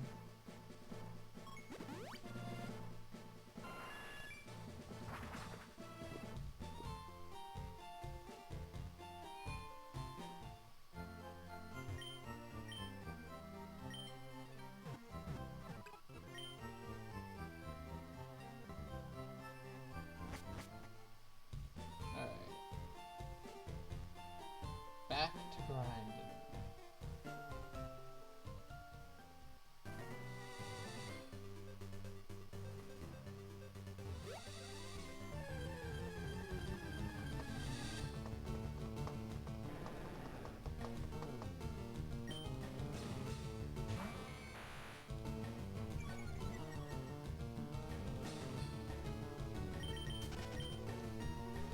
Da da da da.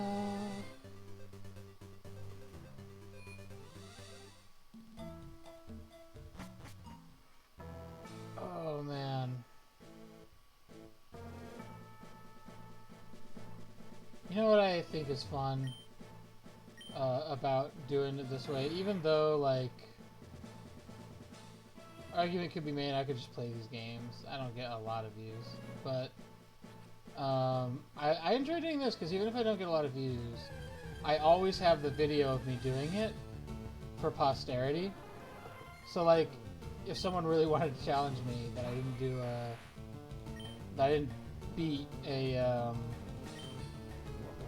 randomized Nuzelock of this game, I could always be like, dude, I have hours of proof. You can watch the whole damn thing, buddy. There's like 6 episodes where I just was stuck at Cinnabar Island, you know, grinding.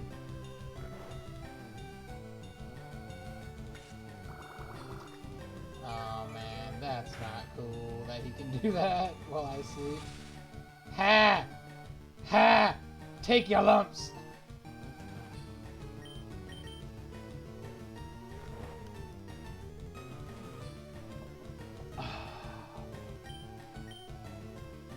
Bean Boy, I woke up.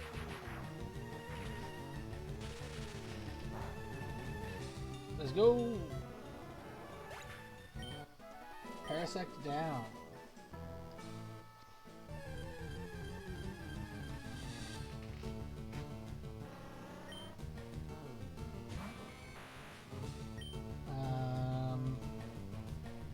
Thunder! Oh, come on! I'm hyping and everything, and you have to fail it? Bruh. Thunder! Come on!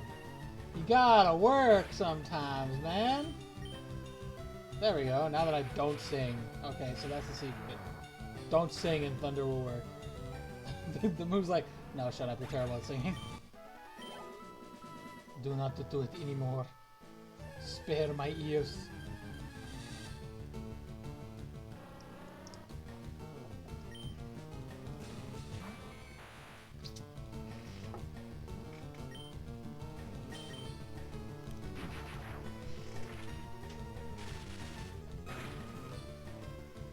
Backpack?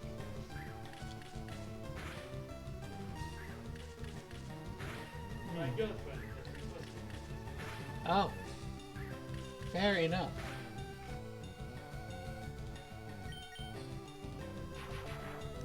I wonder what they put in this to sweeten it, because it's not aspartame, but it definitely has like some kind of sweetener in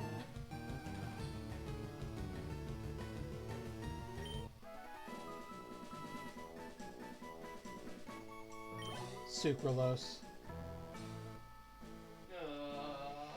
You know what pisses me off about that? Technically, sucralose, I'm pretty sure, is a sugar. It's just a different kind of sugar. I can look that up too.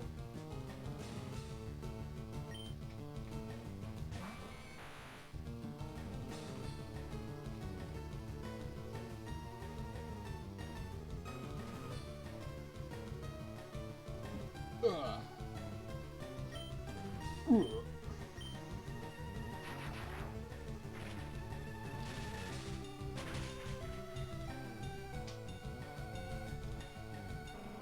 Sucralose, the smart sugar. What is it though? I want like a wiki page. What is sucralose? There we go. Artificial sweetener and sugar substitute. Sucralose is not broken down by the body, so it is non-caloric. Ah! I don't know if that's a good thing, though.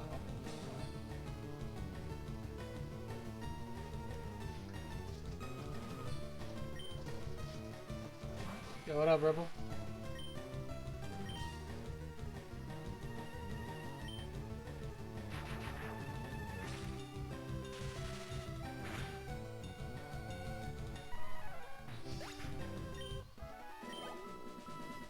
By the way, your description of the librarians was inadequate. Go ahead. My experience with the librarians was they take a lot of ammunition, but if you're very good at looping in DBD, you will also be very good at not. No, I think even in hard mode, I'd be able to beat them.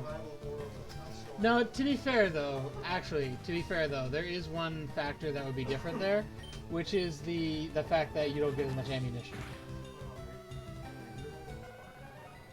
The normal mode, well, like, there's two modes. One is like how it was originally released as, and one is like an easier version, which is what I'm playing on. But my experience with the librarians was they take a lot of ammo. They are chunky. But the first one I fought, like, I only fought it because it came around the corner, startled me, and my impulse was to shoot. And then I was like, ah, shit, we're fighting now, I guess. And then I'm standing on one side of a bookshelf, and he's on the other side. And I run to the other side and notice that he stops, turns around, comes over here. I run back to the other side, he stops, turns around, goes over here. Oh, good, we're just playing Dead by Daylight. Let's go. So I just went back and forth and killed him. I didn't even take damage from that one. I think at the very end he hit me once. But it didn't kill me, it didn't insta-kill me. That's probably an easy mode thing.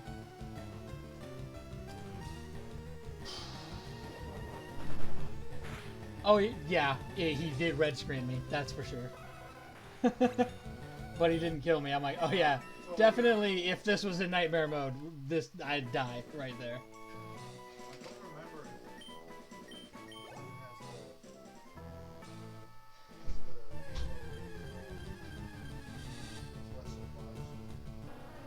Yes. Oh, I don't have objective markers in easy mode. No, so it has two modes. It has Spartan mode and another mode. Spartan mode is easy mode. That's what I'm on. And then the other mode is... It describes it. It might be Ranger mode. I don't remember what they called it. But its description of it is, this is the original version of the game. This is how it released. The game, when it originally released, didn't have different modes. This was just how the game was. And in that mode, it explains that as part of that, not only is everything stronger, but you will find fewer supplies.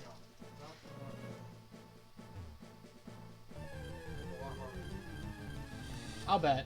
I think the first time I played the game, for like an hour or two, I played it in that mode. And I remember... How far did I get? I got to the point where Bourbon... You go with Bourbon to a place where he owns a loan shark money for the first time.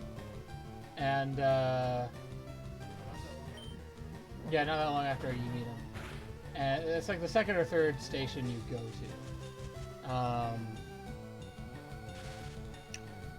And you're like on a bridge, and there's another bridge across the big chasm, and there's like a little cage in the middle that a guy pops out to like talk to you at.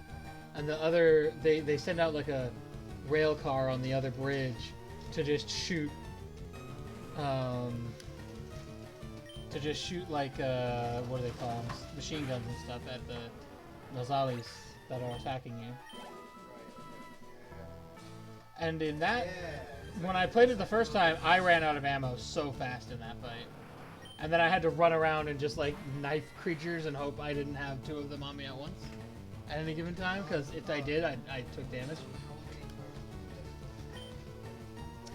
A lot. Yeah. Thunderbolt should take him out. You know, if he doesn't use Protect.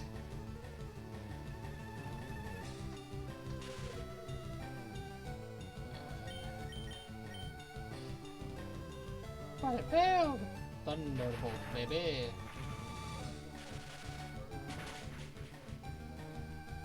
Say what? Say what?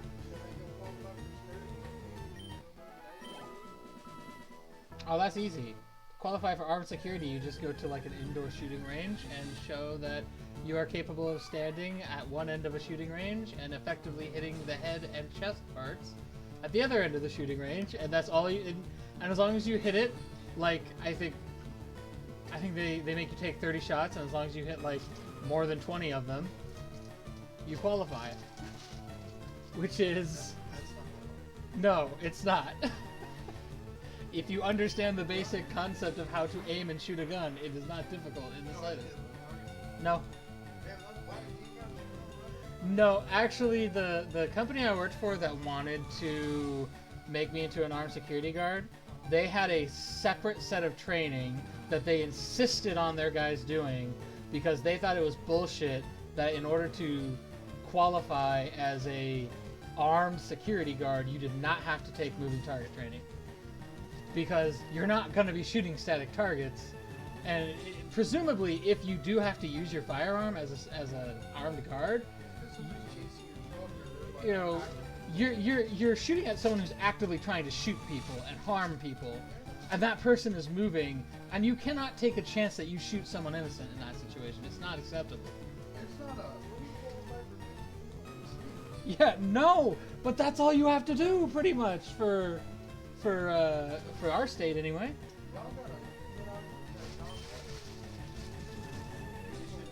I mean, I'm confident I could qualify because my dad taught me to shoot when I was like 6, so.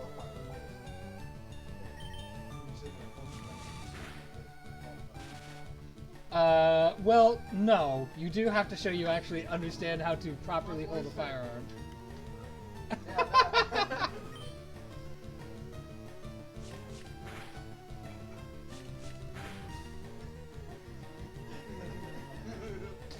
bro.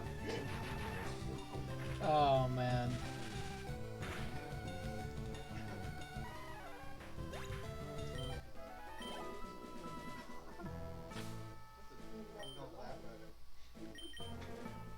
What is he gonna let fall over there? Oh, the torch almost fell, but I Bruh, don't let the torch fall. I didn't. The torch was like a $20 I later. caught that shit. Put it there and it fell and he caught it. I was just gonna stare at it. I hit it with that with great power comes great No, responsibility. I know, but I'm just saying, like, in his case, like, why are you just gonna let it fall? It's like 25 He's bucks. like a cat. He's like, fuck it. It's in my way. Yeah. I didn't do it. It's not my fault. Yeah, he's like, it's in my way. It's an inconvenience to me. I have to watch it fall. And the noise is gonna annoy me. I gotta get one of the nice Zippos one of these days. I've got a game of them. I'll give you one just plain weapon. All it needs is a new flint and that silver cotton. Mm.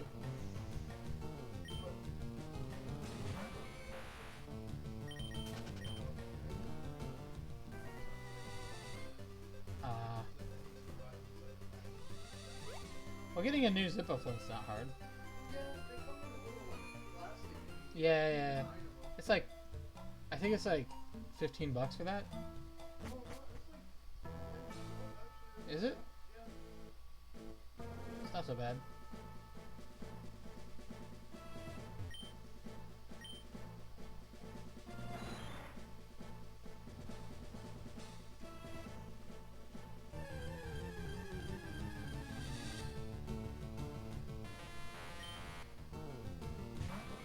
Hello, Electa boy.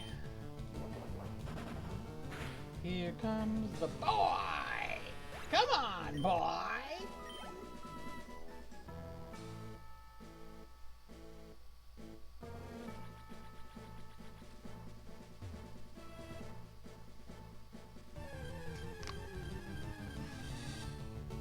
We're at 55 again, by the way. Bean boy. 55 bean boy.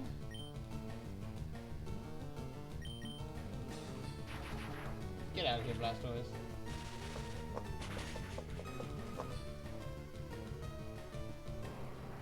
Let's go.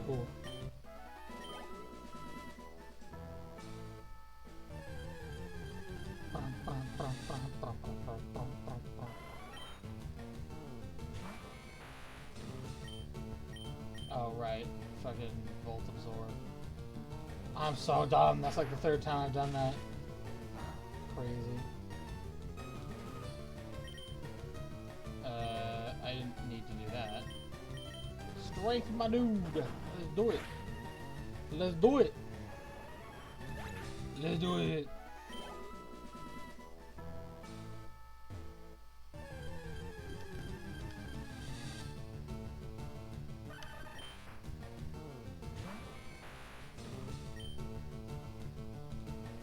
He also needs to be strength. Let's do it.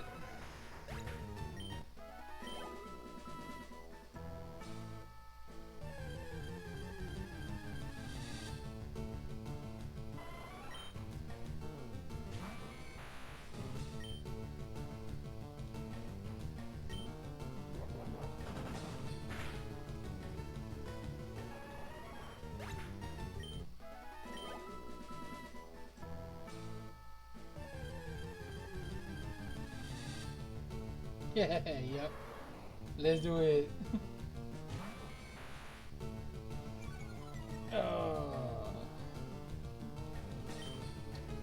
I forget, does Strength or Thunder work better on him? Of course Thunder misses, because Thunder misses like 9 times out of 10. No, don't swagger me, boy! Don't swagger me!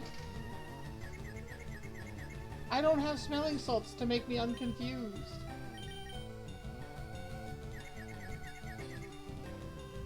Control.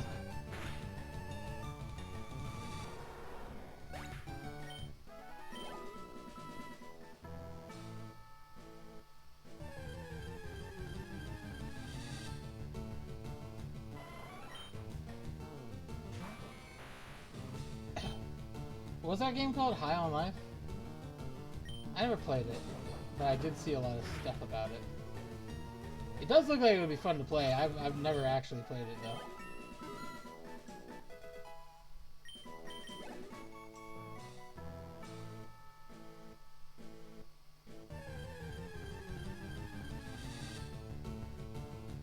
Let's go. We're gonna have a strong ass Raichu.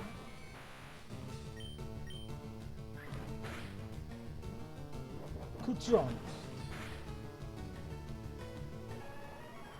I think I need to replace, I need to replace one of Raichu's moves, though. Thunder Wave?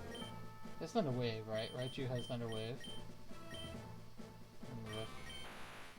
Shockwave. That's not the same. Hold up, hold up, hold up, hold up. Okay, so this one actually does damage. Oh! I'm dumb. I've been thinking this is Thunder Wave, which, what's the word I'm looking for? Which is a move that paralyzes but does no damage. And I'm sitting here in my head thinking to myself, what? Leo, why did you do that? Why did you give him that move? It's so dumb. When in fact, Shockwave is like that, and does a lot more damage out there. It's not very effective against Parasect though, because, you know, reasons.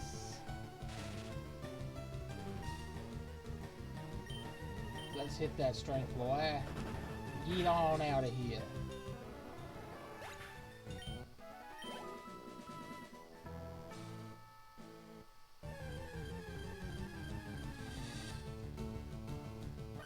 Dog Trio!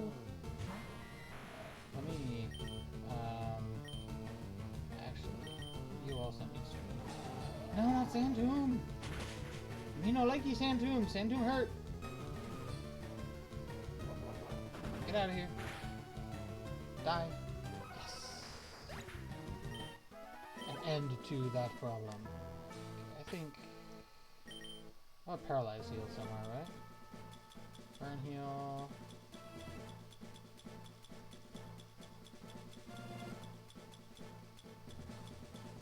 Do I not have a Paralyzed Heal? Oh, there we go. Yeah, I do.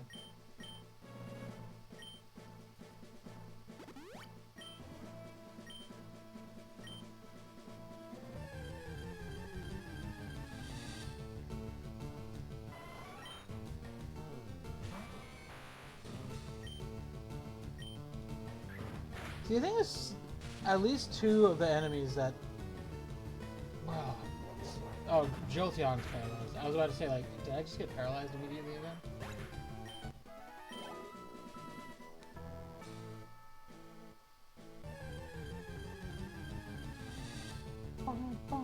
We're not gonna fight Pidgey. He won't give me enough XP.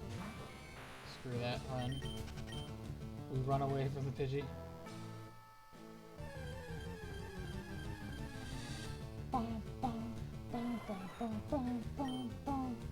I'm hoping I can get at least 3 of our boys a Pidgey, yeah.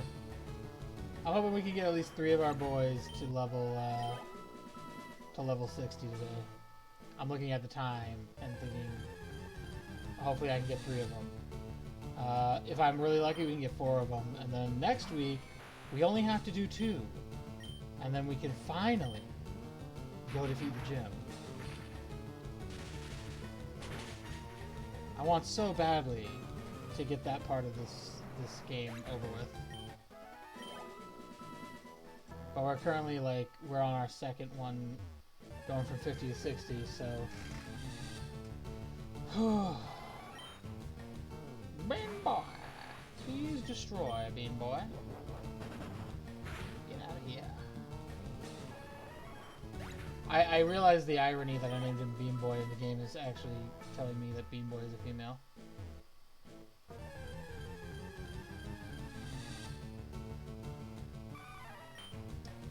Which I only just noticed is in his little bio card there.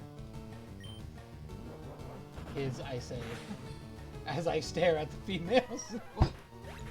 God, I'm such an ass.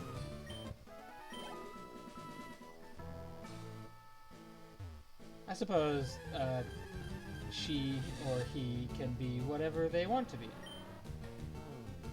Bean Boy is now Bean Man.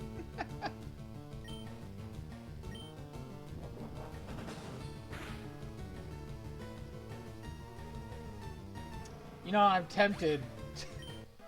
I don't know if this is mean, but I'm tempted to change her name to Beanie Baby because I just noticed the female symbol. That might be mean, but I don't know. I think it's a funny joke. I feel like I'm a little out of touch with what's considered mean anymore. I feel like it changes too much, too often.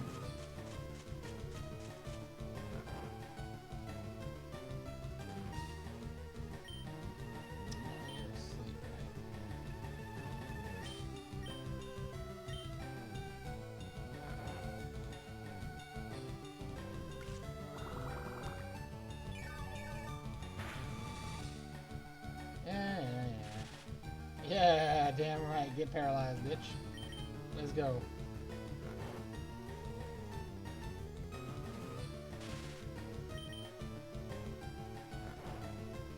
How many turns you gonna sleep, boy? Move it. Boy! Wake up! Oh, wait, hold on. If I say girl, wake up? Yep, okay, that worked. Alright, I think Bean Girl has spoken.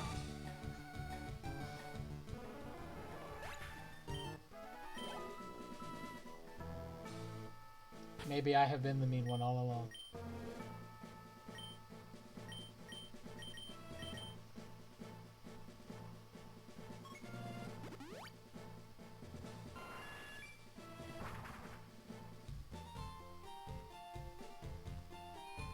Alright, I'm gonna heal up, and then I'm gonna go use the restroom for a minute.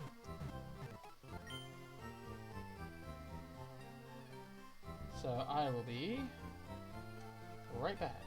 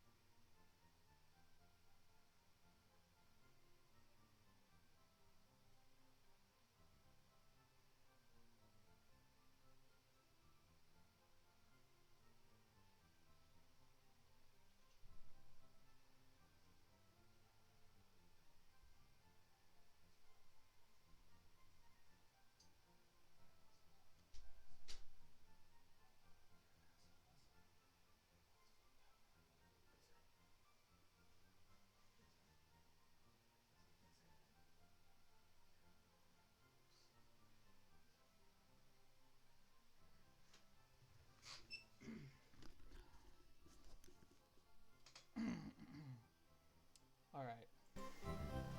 We back, boys.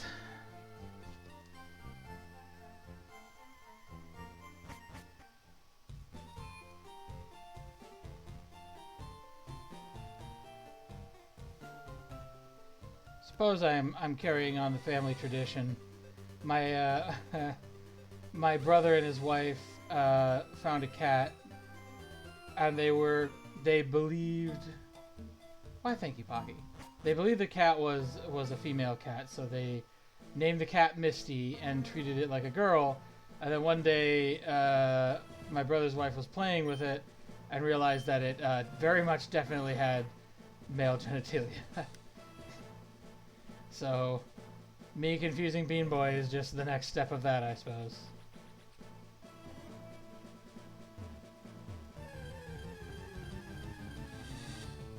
Dugong! Hello, Dugong! Oh yeah, you're weak to lightning, aren't you? Yes, you are. Goodbye. And then I can level up.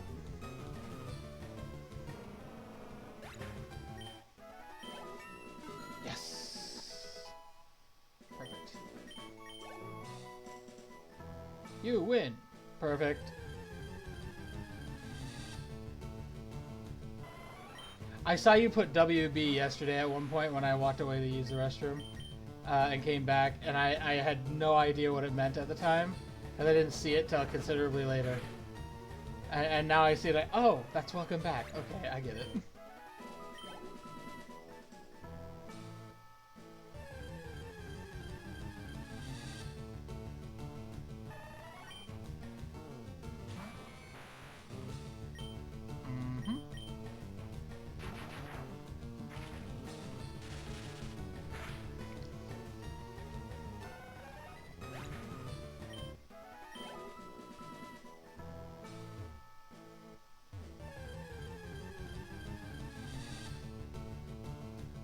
Has a Wigglytuff spawned recently?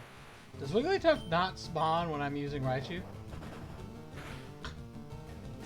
I don't think I've seen a Wigglytuff in a minute.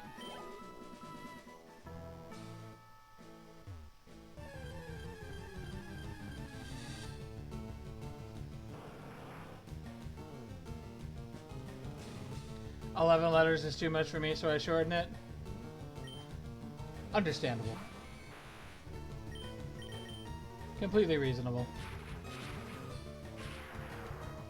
Guten Nacht, I suppose.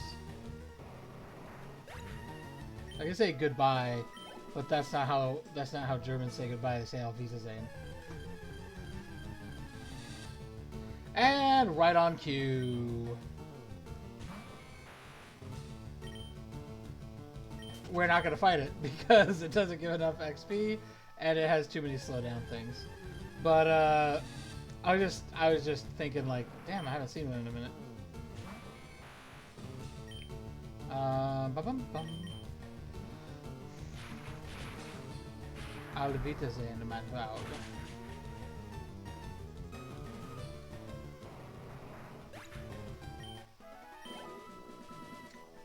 Next, Dugong, please. Oh, bummer. I read somewhere that human, like, brain waves can have a legitimate effect on random number generators in a computer. Like, it can affect how often numbers come up. But I don't know how valid that is, if I'm being blunt. I don't know what the actual study for that was. And the old adage says, "Don't believe everything you don't believe everything you hear, and even less of what you read." Or don't believe everything you hear, and only half of what you read. I think is actually how it goes. I think that statement has some truth to it.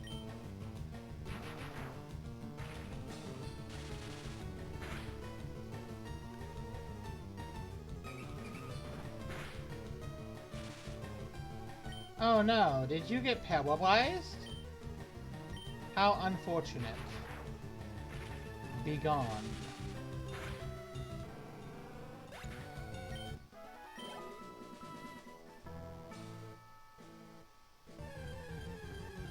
Let's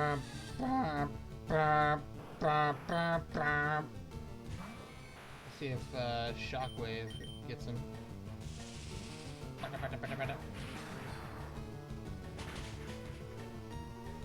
Be gone, thought.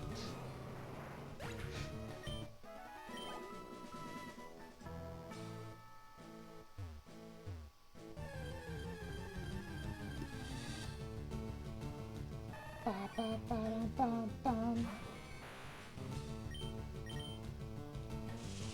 wish there was like a ROM hack that lets you customize the music. Normally Arbok, Sandslash, as well as Primeape have a 5% chance to spawn. Huh.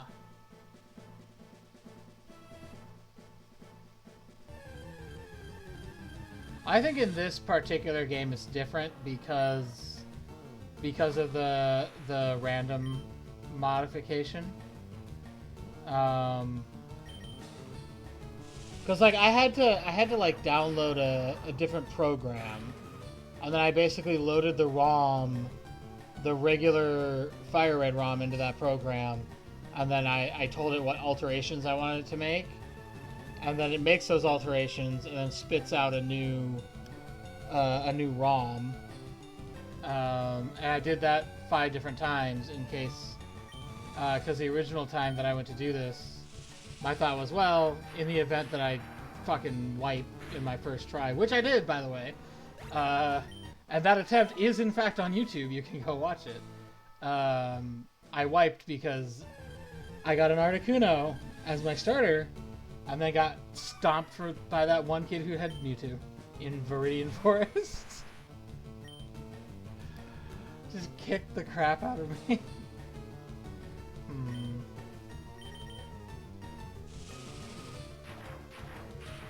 But yeah. So I think like what spawns where is definitely changed.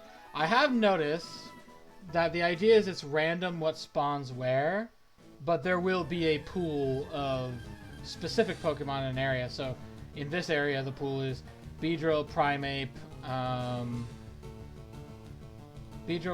Dugong, Wigglytuff, Parasect, and Jolteon, and the Blastoise. Those are the ones that have a chance to spawn in this area because of, and of course it misses. Ugh. Thunder's annoying, it misses more than it hits.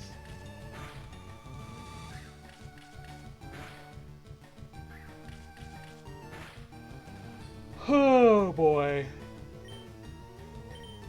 That was certainly a chunk of damage.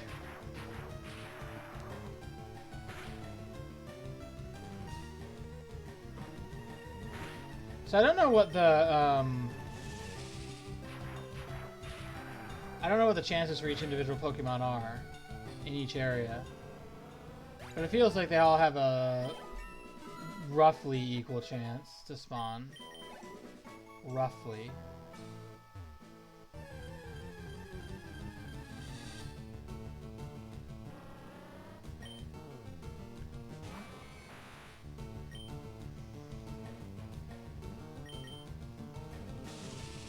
And now we have 58. We closing in on that 60, boys.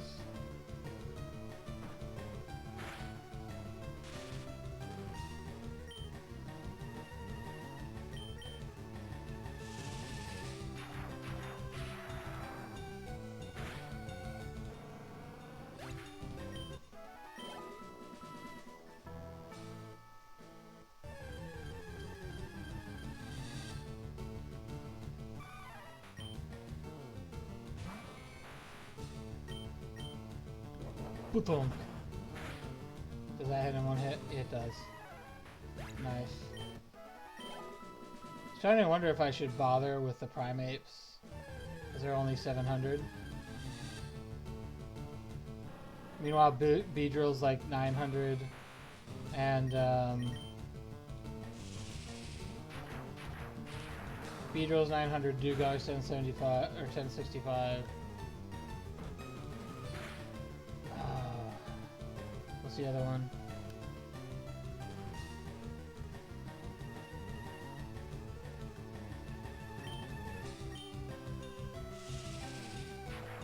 Blastoise is the other one I'm thinking of.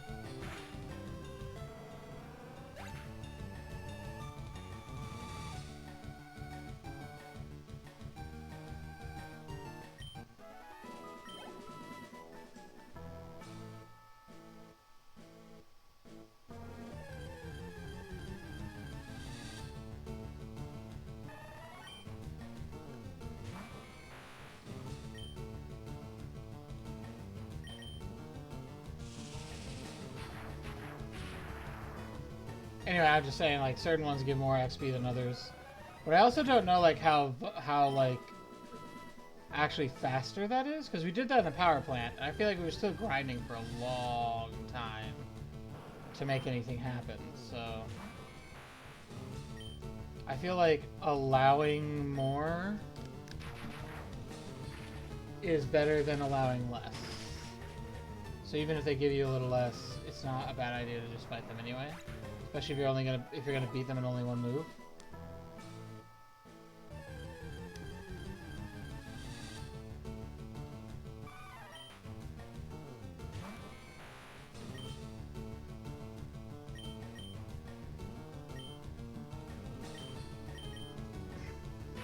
I wonder what... If you were remaking this game from the ground up in the modern era, I wonder what they would do with Victory Road. Because it's clear they wanted it to have some kind of reminiscence of things. That's why they got like the water section and whatnot. I'm just curious if they're like... Because you need 8 badges. Would each section that each badge unlocks have like a... I think it'd be cool to have it be like... I know there's a third remake. It's called Let's Go Eevee and Let's Go Pikachu.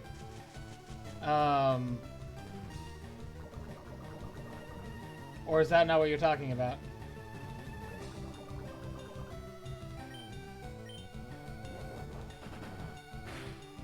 Okay. I was gonna say, because I think, if I recall correctly, okay, so my imagining is, I imagine, I haven't played either of those yet, but I imagine that the Indigo Plateau doesn't look a lot different than it does in these games. It's probably, on purpose, very true to the original, because it's a very important location. I would wager they probably didn't alter it much. But what I was saying is, wouldn't it be cool if, when you go to the Indigo Plateau, like we're going to right now, you go through the section that needs the boulder badge, and that section that needs the boulder badge is a very rocky section. And then the next badge you get is a cascade badge, and that's the water section. And then you get, what's the next one? The spark badge, I think? So that's like, you'd have to find a way to make that look like a lightning section. And then, what is the next one? He doesn't talk to you if you're not on good ground. That's a bummer. But yeah, I mean, that sort of thing. So for each elemental badge you have, the area immediately succeeding the entry point for that would look like that, that element. I feel like that would be a way cooler concept for Victory Road than what we got in this game, personally. But also, I think that if they like the remakes that they recently did, Let's Go Pikachu and Let's Go Eevee, I'm willing to bet that they did not do that. They kept it very true to the original on purpose, because the Indigo Plateau is so important as a location within the game. Gen 5 did that. Okay, that's pretty cool. I'll get there eventually, and we'll find out. But, yeah, but I just think that's a very cool concept, and I'm just sitting here in my head thinking, like, if I were to design this from the ground up in the modern day, as in, what I mean is not that I'm remaking it, but rather if Pokemon was a brand new idea, and this was going to be his first game, but it was releasing next month, I feel like that would probably be something they would go for. A sort of design like that. That would be very cool.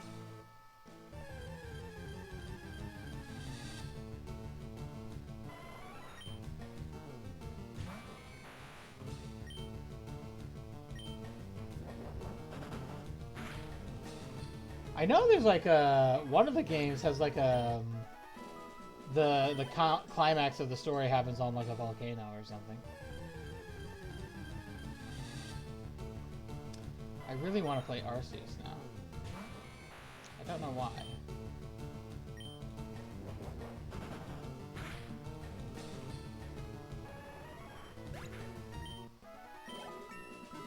Yay, level 59, let's go!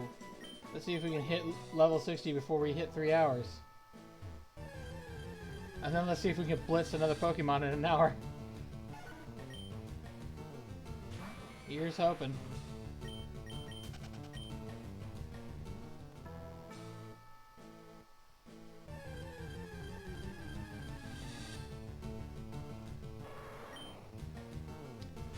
Do I fight you or do I end you? Or my bad, do I fight you or do I run away? I suppose I'm ending you in one stroke because that's what my... Well, no. Not happy with that. Not happy with that at all. No, the fact that you confused me, that's a problem. Not cool with that. Do not hurt yourself. Thank God. Get out of here, Tauros. How much do you give me? 964? Okay, so I can't really say no to fighting you then. So that's the Pokemon I was forgetting, was Tauros. It's another Pokemon that can spawn in here. Oh, and Venomoth. I didn't mention him either. I feel very about the whole thing. What do I use? Shockwave on you.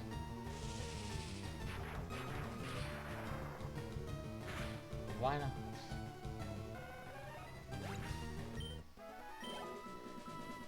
The other day, I just for the first time beat the go into the gold vault mission of Fallout 76.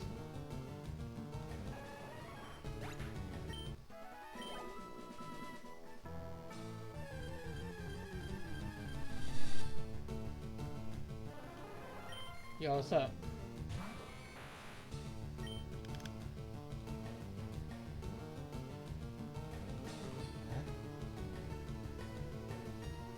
Oh. Yeah. You're good.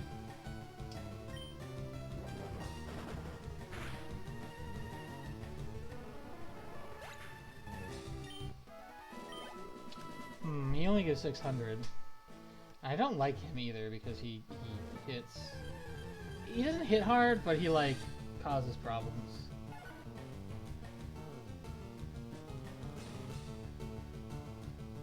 Wigglytuff. Again, I don't know that I want to fight Wigglytuff.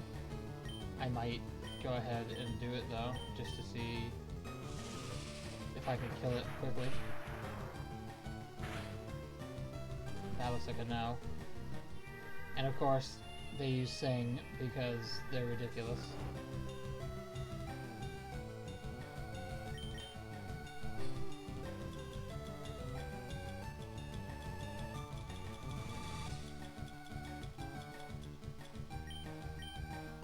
Here we go. Yeah, that's right. Your attack missed. Get out of here with that shit. Bam.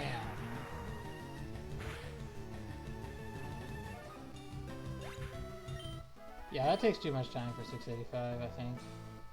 Parasect also takes too much time for the amount he gives, I think. So I think in the future I might just run from those two to avoid wasting time.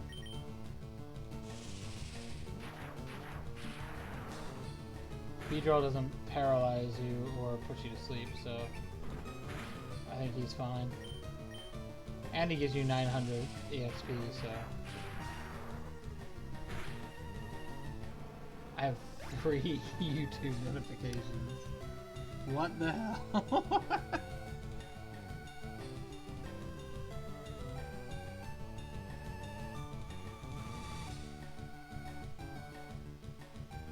No. Bedrill. Bedrill and Pidgey. Oh man, I'm trying to think like, what on earth would Hank Hill call it? Pidgey. Yeah. God damn it, Bobby. I told you not to come in here with those Pokemains. Or those Pokemans.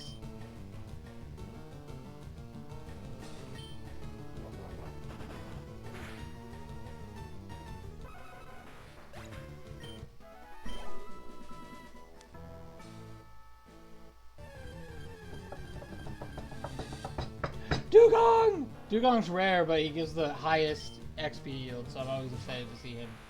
Especially since I can one-shot him with Thunderbolt. If he spawned all the time, I'd level up way faster.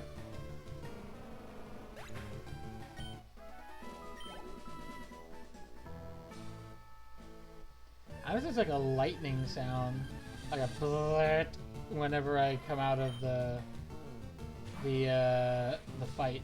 Right before the burm, burm, burm. Oh no, we need strength against you. Okay, I think we might barely make it before we hit 3 hours.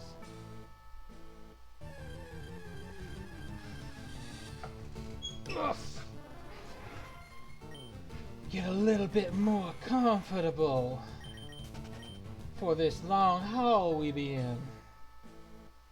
We are so much closer than we have ever been to beating Cinnabar at this point. Like I feel like I've actually gotten to the point where I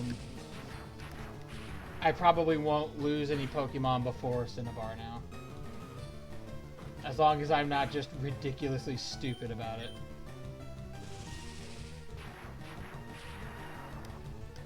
I say with confidence before the game screws me later. But it does feel like it's been such a slog climb to get here. Like, Dragonair is level 50 right now. However,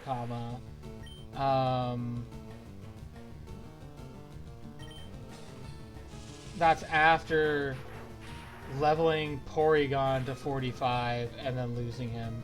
Which is after leveling someone else to 40-something and then losing him. So, it's rough. It's been rough. So, yeah. We've been sitting here trying to get the last Pokemon to level 50 for an eon.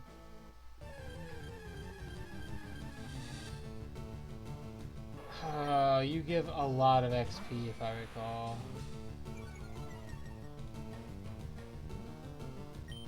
Shockwave, let's go. Here's hoping it does better damage. It does a lot better damage, hell yeah, let's go. One shot him with Shockwave. Do it! Do it. Strike him down. Do it. Shockwave is surprisingly strong, actually. Kablam. Alakablam! There we go, yay! Congratulations, Beanie Boy! Okay. We can switch you out with someone. We haven't played Edvard in a while. Let's level up Edvard, shall we?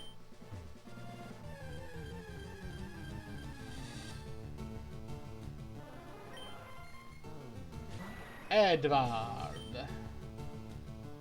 Oh, right. This guy's weak to, Oh, he'll actually have a better time because he has flying type moves, and a bunch of these enemies are weak to flying type moves.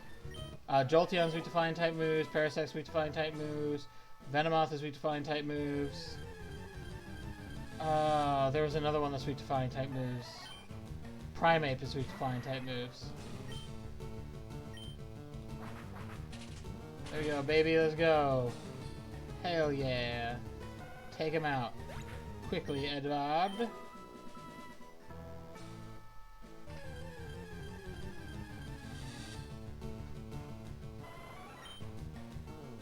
Oh no, wait, Jolteon's not weak to flying type moves. Jolteon's strong against them. So we used Fight instead. Hell yeah, you flinched. Let's get out of here. You flinched and you still get to have an attack go off. That's retarded. You're supposed to not get your move that turn.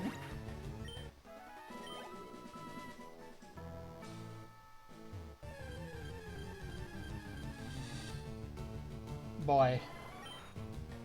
Alright, we're gonna use Air Cutter just to confirm that he's strong against it. Yeah, he's strong against it. Still does more damage though. Critical hit. Bye-bye.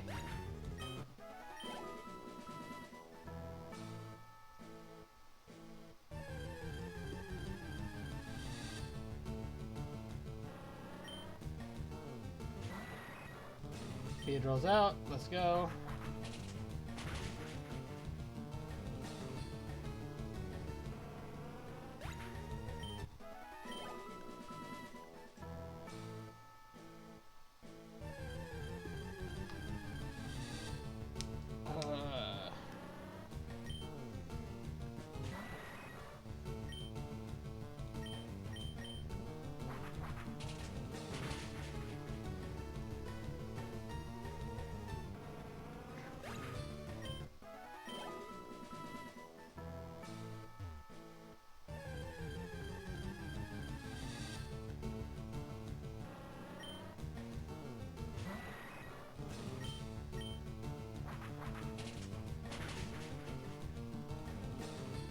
Yeah, I think Edward or Edvard is going to level a lot faster because Beedrill is a common spawn. Beedrill's very common, so he pumps out 900 and is one-shotted by wing attack, so which is the less strong of my two flying type moves I have on Edvard, so I think we'll level up a lot faster. Much like having Flamethrower made it so Vulpix leveled up really fast.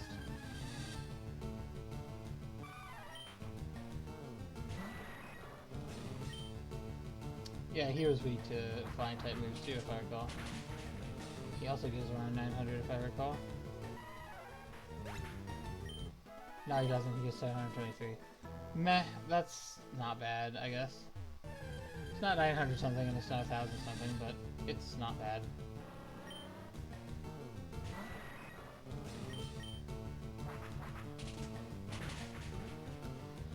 Code now.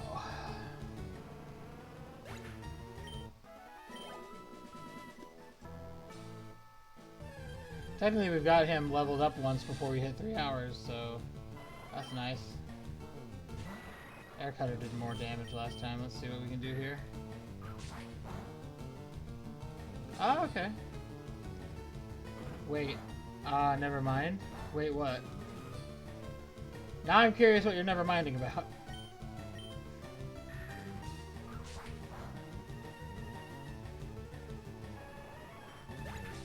Oh, why wasn't he evolving? Because this is Gen 1. Yeah. That's fine. I make mistakes like that too. Like I don't think Blissey is a Gen 1, but I kept thinking Chansey's not. I kept thinking that Chansey was Blissey for some reason. Okay, what happens if I use Air Cutter on you? Yeah, he only evolves after the national dex. I'm curious if you don't mind enlightening me. What is the difference between like what is the national dex? I'm curious about that because I noticed that when I looked at my Pokédex, it said, "Do you want the Kanto dex or like the Kanto numeral or the national numerals?" And I don't know what the difference between those two are. I mean, I assume Kanto because the first game takes place in the Kanto region, but I hear the term national dex thrown around, but I don't know what it means. I assume that's like a sort of a centralized, agreed upon Pokédex that everybody uses.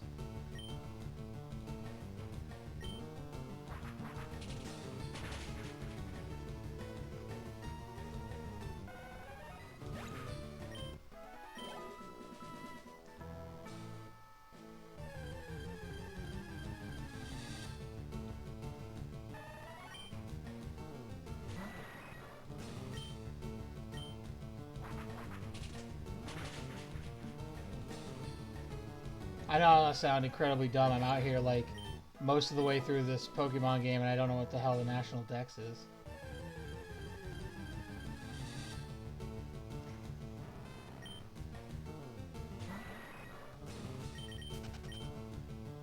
I don't know if there's a thing in this game that like explains what the National Dex is.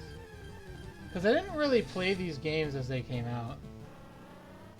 National Dex is all the Pokemon. The Insert Generation Here Dex is all the Pokemon available without trading it in from other games and such. Oh! Okay. So the Kanto Index would just be, in this case, the Pokemon available in Fire Red. And the National Dex would be the Dex with everything. The original 151. Okay, so all of them that were in this generation. And so the National Dex is all the generations then. So every currently existent Pokemon up to Ruby, I'm dumb, Scarlet and Violet. Yeah, okay. Okay, that makes sense. That's very simple, and it kind of makes me feel dumb for not knowing what it was, but I get it. And I understand now why you would want the specific Super Dex, basically.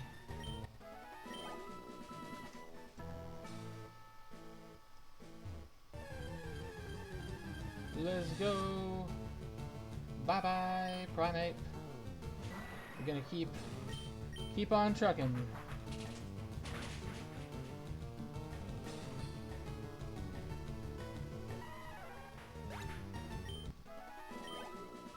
Ooh, one more fight and I'll get up to level 52. The same level as the amount of cards in a card deck. Huzzah!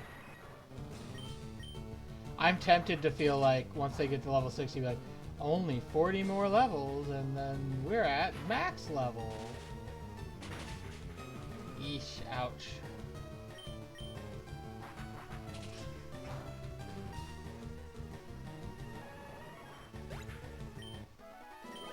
I'd be willing to do like a full Pokemon or a full Pokédex run of this game with a randomizer on, just for the sake of, or I don't know, actually, rather than having the randomizer on, I wonder if I could just have it set. The randomizer would be useful though for other reasons, but have it set to just have all the Pokemon catchable in the wild. I wonder if that's an option. Because I think you would have to have a randomizer or something similar on, because certain ones, so like in Fire Red, you don't have access to, what do they call them? The Bean Sprout, or whatever it's called. I'm blanking hard. Victory Bell's line. The Johto Dex would start with the Chikorita into the #1 spot in the Pokédex, while the National Dex would have Chikorita at number 152. Oh! So it's a, okay. That makes way more sense, actually, for why they would have different numerical systems. So, okay, so the National Dex and the more or less inside Fire Red, the National Dex and the Kanto Dex are basically the same thing. Because it's only got the first 151. But every game past that, they're different. That makes sense, actually. Okay, so there's a little bit more nuance there than I thought there was. That makes way more sense. That makes way more sense why the National Dex is considered both important and different, separate from the regular Pokédex. That makes a lot more sense.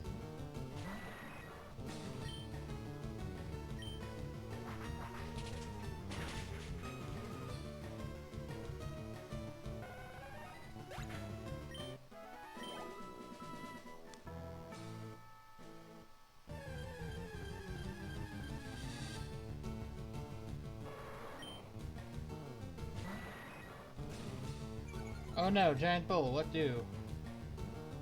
I'm 20 levels higher than it. Hopefully what do is end it in one move.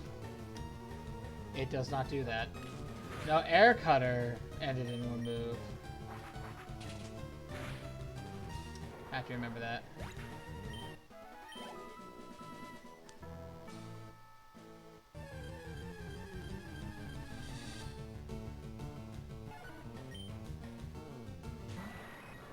Can I end it in one move with Air Cutter? If I can end it in one move, I'll take the XP, but if I cannot end it in one move, which I can't, I mean, I'll end this one, but it means that I need to run from Wigglytuff, just like with the others. Why did it suddenly get, like, choppy there for a second when it was taking that HP down on the Wigglytuff?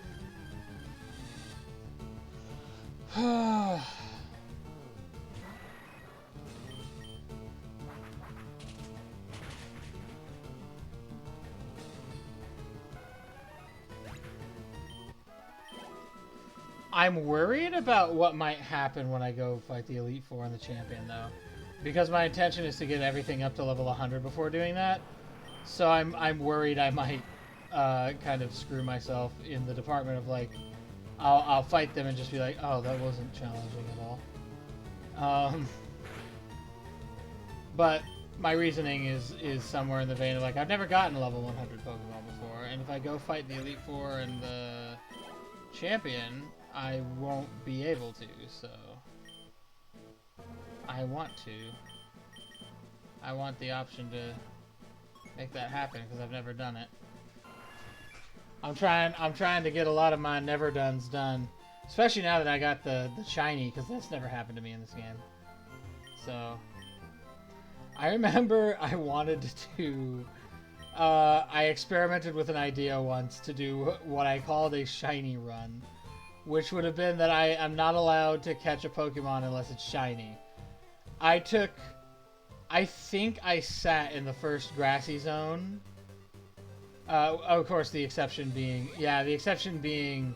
your starter, because you kind of need to utilize that. But as soon as you get your first starter, you kind of have to put your first shiny. You have to put your starter aside, because from that point forward, you're only gonna catch and use shinies. I think I spent. Show up the. Can you do that? Is that a moderate? Is that a mod you can do? Oh, what the hell did I just do? Cause, okay, maybe. Cause with the base shiny rate, let me tell you, buddy, it's I think I played for 6 hours and I didn't get a single shiny. And I was like, alright, if this is how this is gonna be, I am not doing this.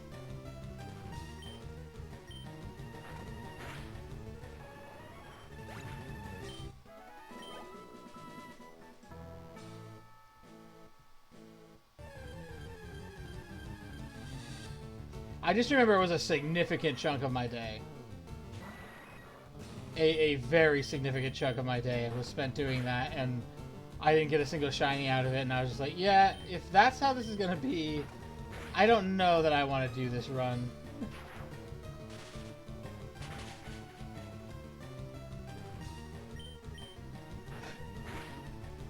Okay, the flying moves, despite being at a technical disadvantage, do more damage, so we're not wasting time on Pidgey.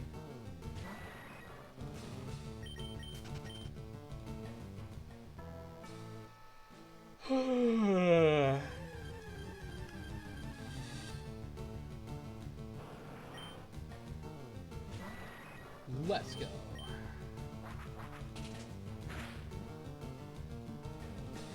Water gun. That doesn't hurt so bad. It hurt Vulpix a lot, but it don't hurt Edvard so much.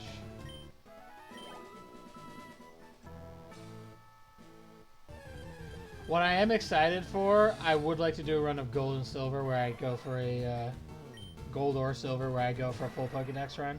What I'm excited for about that one is that you have 2 regions. You go through Johto, but then you get to go through the Kanto region as well. So you get all the Pokemon, which I think is 251 at that point. Yeah, I felt that, man. I felt that.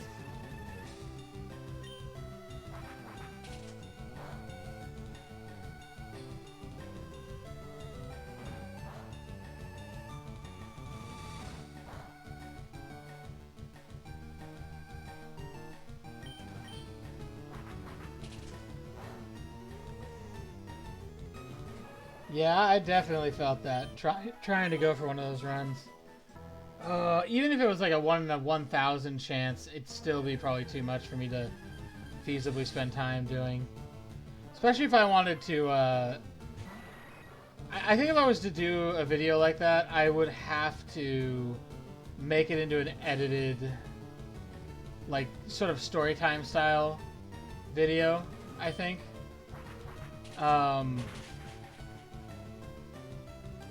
But I don't art good enough for that, so I don't know that I'd be interested in doing it. Or up the shiny chances. I could do that. The question is just whether or not that's considered acceptable in the Pokemon community to do. Because I don't know that either. Like, I know different, like, fan communities have different unofficial rules about, like, if you're gonna stream or be part of that community, you're expected to do certain things. So, like, as an example,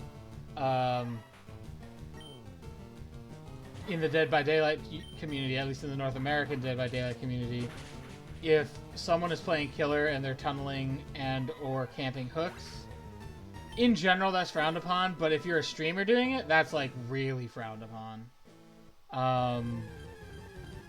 Like, you will get nasty messages for it.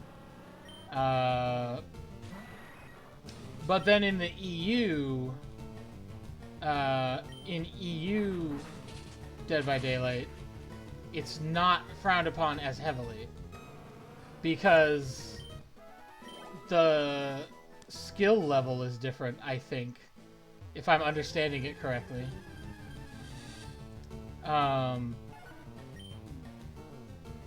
That people with high MMR don't usually have, like, a high skill ceiling on the Survivor side.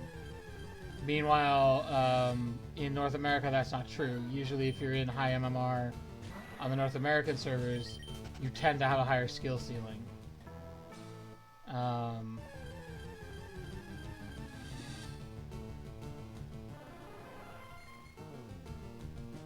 Okay. I might give that a shot at some point then. So if it's a shiny only Nuzlocke, are you still only allowed to catch 1 per area, but it has to be a shiny? So it's not necessarily going to be your first one? Is that how those Nuzlocks work?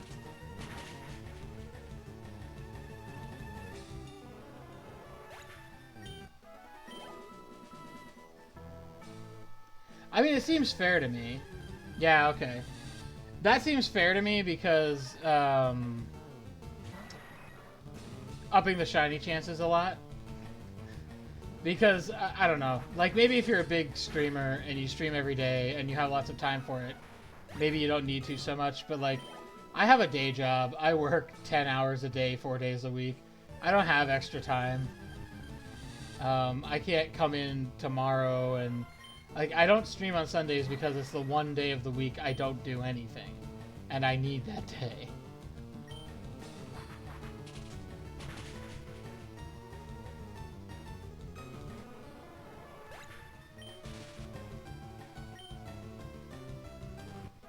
Frickin' take you out from beyond the grave, stupidity.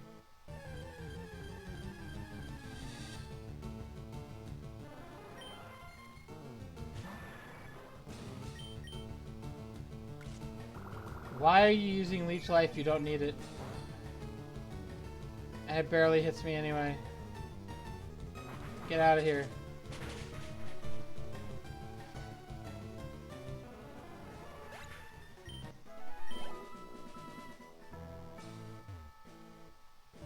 What I think is interesting is in this game, having like in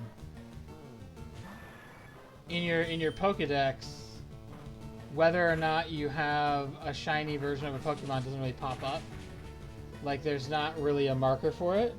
You only get the marker for it being shiny if you go into the specific Pokemon summary that I found so far, which I think that's interesting, because I know in later games, like in I was playing Scarlet, or not Scarlet, Violet, a little while ago, and like if you pick up a shiny in Violet, it shows in your Pokemon list that it's a shiny, separate from everything else. It shows, like, if you go into the boxes, which is the Violet equivalent to the PC, or the PC boxes that they have here. They just straight up call them boxes, and you have access to them from the beginning. You don't have to find a center first. If you go in the boxes, it shows you in the boxes that the Pokemon you're looking at is a shiny when you first look at it. They did that in Pokemon Go as well. Is like they'd have a symbol next to the Pokemon that shows that it's shiny. Because some shiny Pokemon have only very, very small differences between them and the original color palette.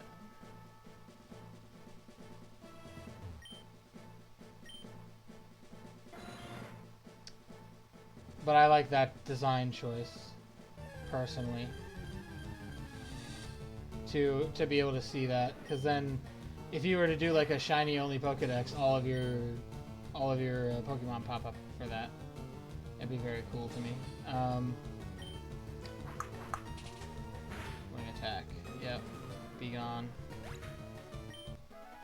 Man, my boy's got 163 HP.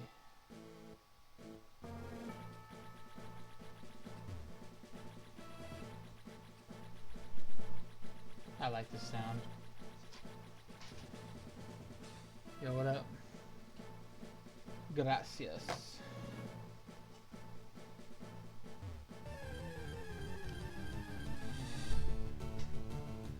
Ba, ba, ba, ba, ba, ba. Ba, ba, ba, ba, ba.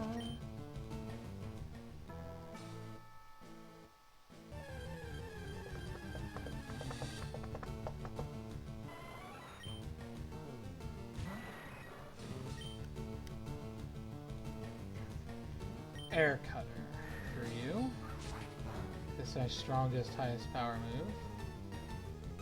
Double kick.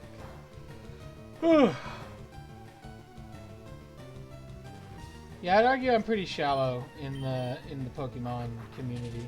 I've seen there's a lot of Pokemon games. Like, it's not just the mainline games, there's so many other ones. I know a lot of people talk about Pokemon Stadium, a lot of people talk about Pokemon Snap. I've never played either of those. I have seen some people stream Pokemon Snap before. And I think you basically just, like, throw Pokeballs at Pokemon and take pictures of them. I'm not super clear about how Snap works. I've heard of Pokemon Coliseum. I don't know what Coliseum is, but it sounds like a fighting game. Is that what it is?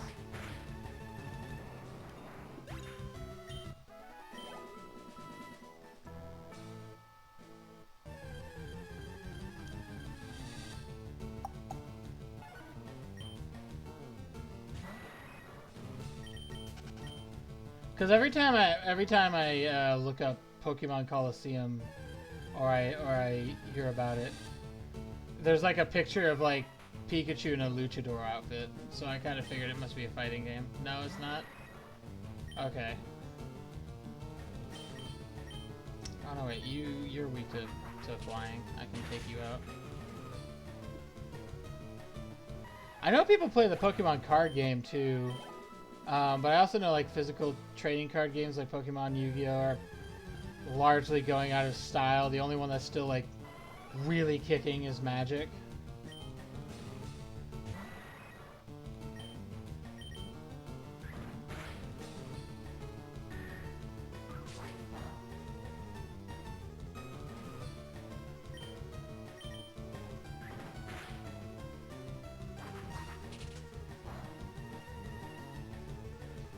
Even like, it's not like Yu-Gi-Oh! Or well, at least Yu-Gi-Oh! Specifically. It's not like Yu-Gi-Oh! Is dying. Yu-Gi-Oh! Has Master Duel. It'll be fine. But I think they're moving much more to that like digital space than continuing their physical card game. Meanwhile, I don't know what Pokemon's doing with their card game. I feel like they're probably still printing the physical cards.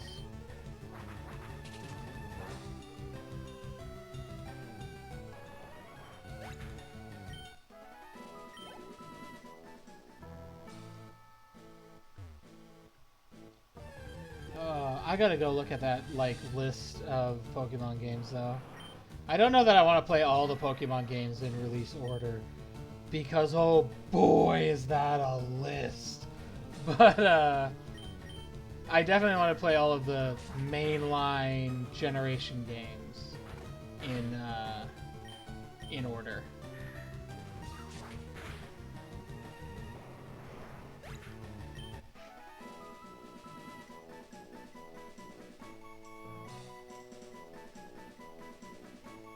Hold on, what? Is Pokemon but all double battles, okay. There's a mechanic called Shadow Pokemon. According to Bulbapedia, Shadow Pokemon are Pokemon that are being used for wrongful acts because they had the doors to their hearts shut artificially. They, that cropped up in Pokemon Go at one point. Process created and carried out by Cypher in the Ore region. Collecting Shadow Pokemon through snagging and restoring them to normal by purifying them is the main goal of Pokemon Coliseum. And Pokemon XD Gale of Darkness. Oh, is that Pokemon game that's like a... It's like an RPG. It doesn't play like normal Pokemon. You like... It's like a Final Fantasy-esque game. Because I've heard of that. And maybe I'm just not putting two and two together, and someone probably told me it was Coliseum, and then it just like went in one ear and out the other or something. Because that plot sounds very familiar. I recall that plot being explained to me. Maybe you've never played a Final Fantasy. I don't know how to explain how Final Fantasy plays. I think the biggest things differentiating it from Pokemon would be it's less linear. There's more big open areas of the world to explore. And a lot of like... To me, when I think Final Fantasy, the biggest thing that appeals to me about them is like... there's a lot of like really powerful weapons and abilities and stuff that you can find. But you've got to like really go out of your way to find it. A lot of it's very like secretive, where it is and how it works and all that.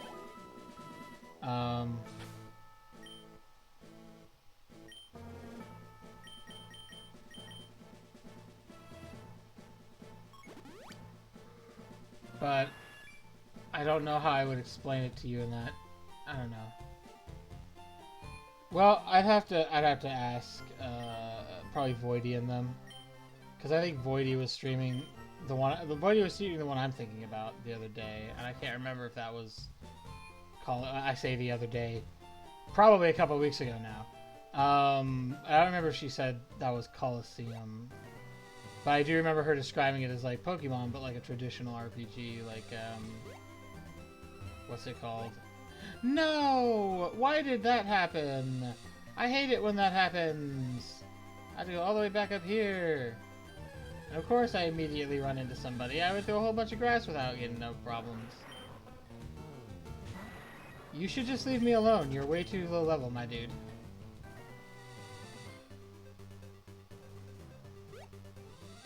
Okay. And also that. Bro, leave me alone. Like, I just stomp you. I'm being merciful. Go away.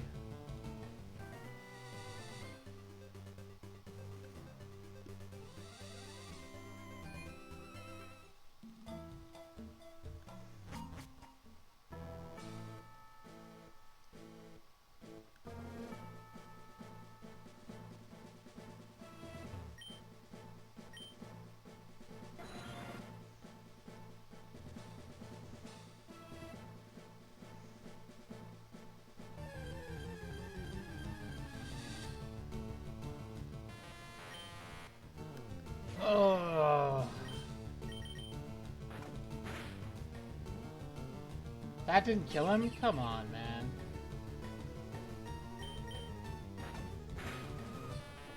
Now that light screen does you any help?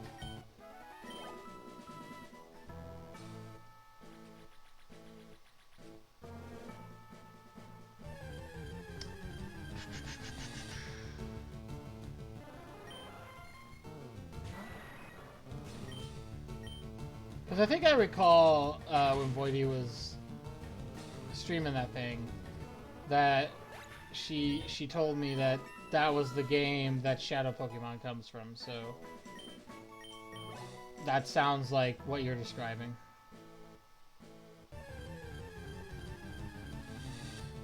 But I do remember just seeing like a massive list. I'll have to see what are considered like the most important ones to play, because I imagine not all of them were like dubs. Because I know, for example, like Hey You Pikachu is not thought of as a very good game because it had really finicky microphone stuff going on. We back to 55.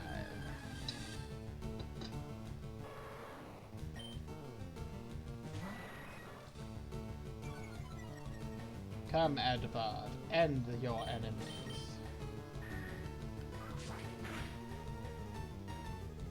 Oh, that doesn't kill you in one hit? I thought it killed you in one hit. Okay. Whatever. Ugh.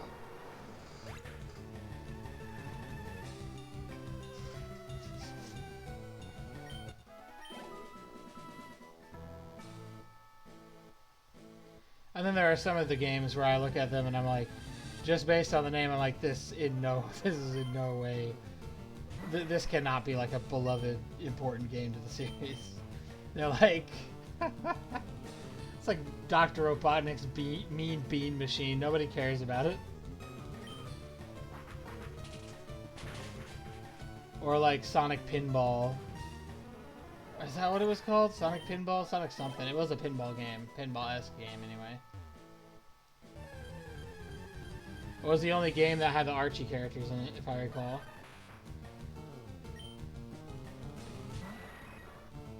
But it's another one that nobody really cares about. Spinball. Sonic Spinball, I think is what it was called. But yeah, I think...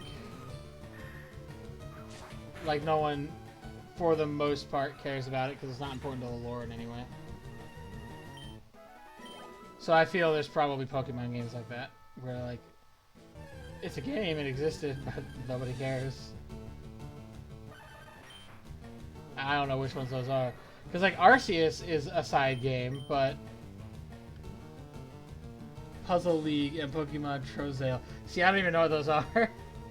I read Pokemon Puzzle League and I immediately go, yeah, no, I want nothing to do with whatever that game is. Thanks. I don't know what Trousdale... What the... Is that just an exclamation mark at the end? Trousdale with an exclamation mark? I can't tell. No, that's a crack on my screen. It's Trousdale.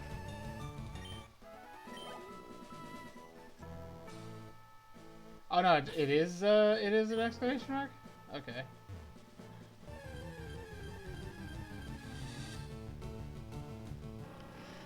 Oh yeah, I guess it is. Okay.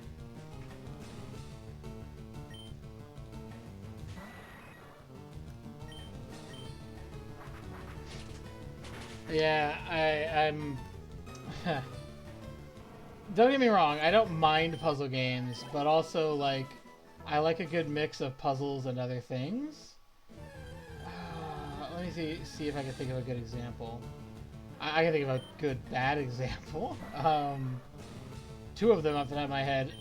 Schism the Mysterious Journey and Safecracker. Yeah, so like that's what I was thinking, because like I hear people talk about Stadium, I hear people talk about Snap. And I like Arceus is obviously like a spin-off. It's not a mainline game, but it's like really good. So like what I've played of it so far, I've genuinely enjoyed it. So That's definitely one I wanna make sure to play. But I know that list is like a mile long, and I don't know which spin-offs are considered good or important to the story in some way, and which ones aren't considered all that good. I don't know that there's like an overarching Pokemon story. Well, I know there is, but I get the feeling it's kind of like a background thing. Because each individual game has its own sort of story going on.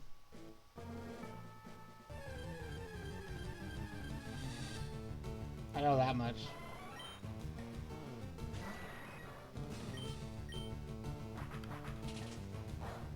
It's like in this game, the story is that when you get 10 years old, you're supposed to go out into the world and catch Pokemon and get better at training them until you eventually they're strong enough to challenge the Elite Four and the champion and become the new champion. And then you just have to constantly defend your title, I guess, as other 10-year-olds continuously show up to take it from you.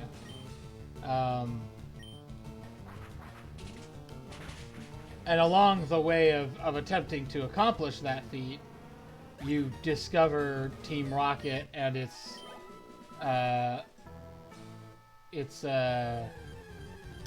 ill doings, and you come into conflict with them.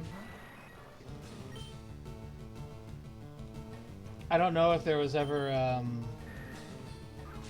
like a direct reason you came in conflict with them in this. I don't think there's ever a point in the story where it says that, other than the first Rocket guy you meet attacks you for like no reason. Okay, what does Haze do? Sure, let's see what Haze does. It's an ice move, but it has no power, no accuracy. Nah, I don't want that. You can keep it.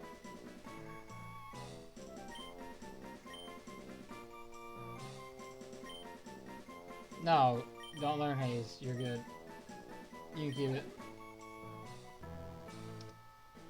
Anyway, you discover Team Rocket along the way, and as you engage with them, you know, eventually you figure out where they got their base hidden, and you go take out their base, and then when you get to Saffron, you can't get into the Psychic Gym because Rocket's blocking it, so you go to Silphco to figure out what's going on, I guess. And it just turns out Silphco's being overtaken by Rocket, so you beat them again. And then you just kind of move along your way, and the only reason Giovanni is important past that is because he's the gym leader for Viridian City Gym. But like, I don't know what the story is in Gold and Silver. I do know that in Ruby and Sapphire there's a more like thought out story than in Red and Blue. So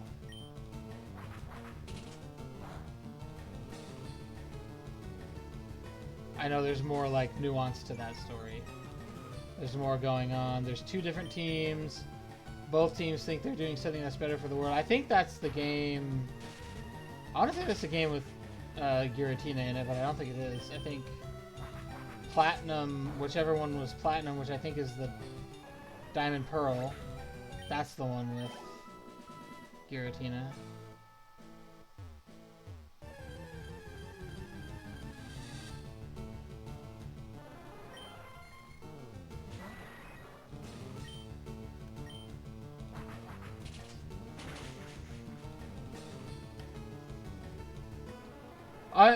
I am to some degree talking about Ruby and Sapphire from, like, I don't know the story of Ruby and Sapphire, but I know from what I've heard that it's a more robust story than Fire Red and Leaf Green is. And then I was saying, I know that there's another one where there's like two groups trying to accomplish what they both think they're trying to accomplish something good, but they're being manipulated by Giratina to do things that will destroy the world.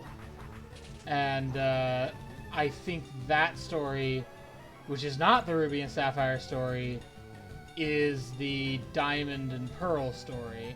But I'm not 100% sure because, again, I haven't really played most of these games. Like, I barely touched Shining Diamond, or Brilliant Diamond, or Shining Pearl. I can't remember which one it was.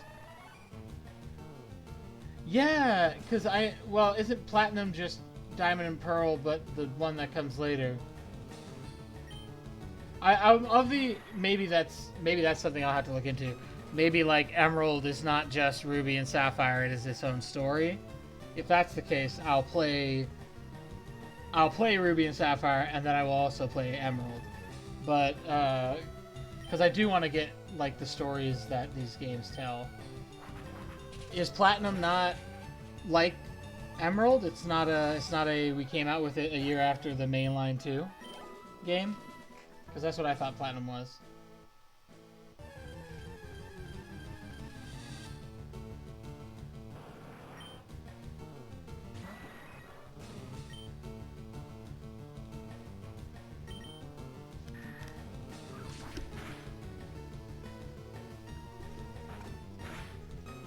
Ugh, my ears, they feel plastered to my head right now. Okay, so question then. When I get to that generation, is it better for me to play Diamond or either Diamond or Pearl, or would it be better for me to play Platinum? And if I play Platinum, do I need to also play Diamond and Pearl to get both stories? Is that important? Or is Platinum like the same story, but it gives more detail?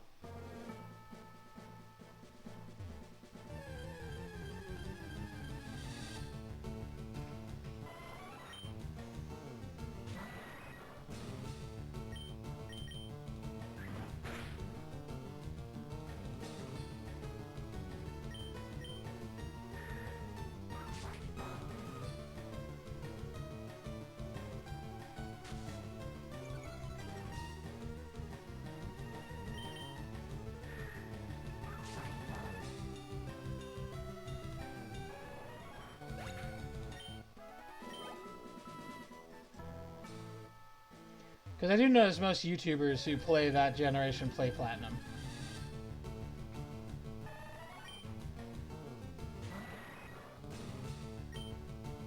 I know that was like Jaded Animations did a thing on that too. And she chose Platinum out of the 3. Frick, I'm trying to think of another one. Rubber Ross, I think, played Platinum instead of Diamond or Pearl when he did it.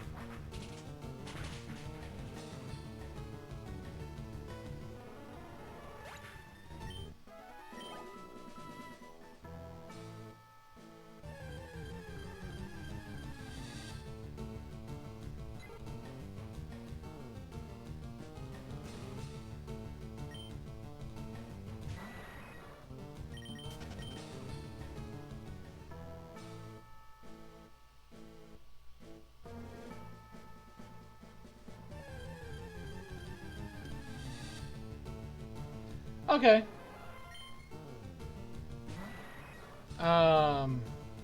I'd probably ask the same question for the Gold Silver for Gen 2. Should I just play Crystal or should I play Gold or Silver?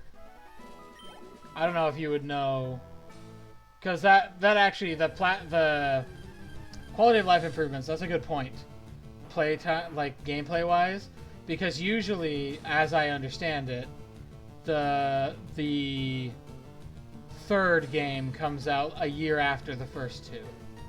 So it would make sense that technology is a little better and they're able to play with it and make it run smoother in doing that, in that time frame.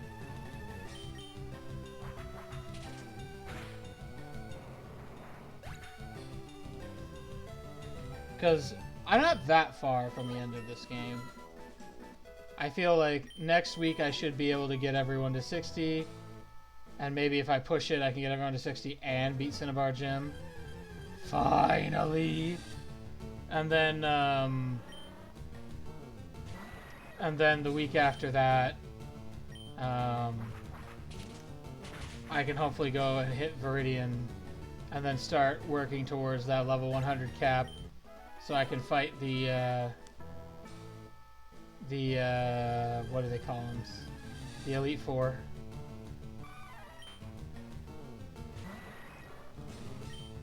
So that'll probably be another several weeks of grinding before I can actually beat the Elite Four.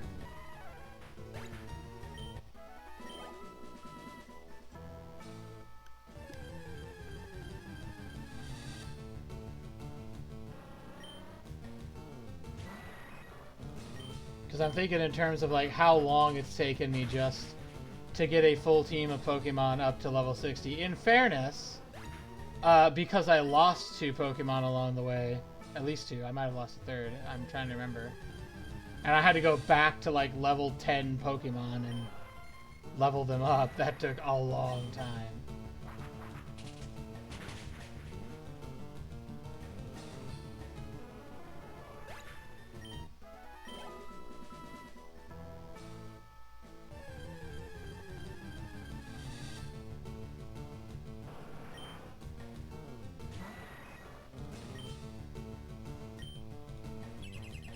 Screw your Protect. I don't like Protect. It's so annoying. Mostly because I don't have it, so I can't like just stop Pokemon from damaging me.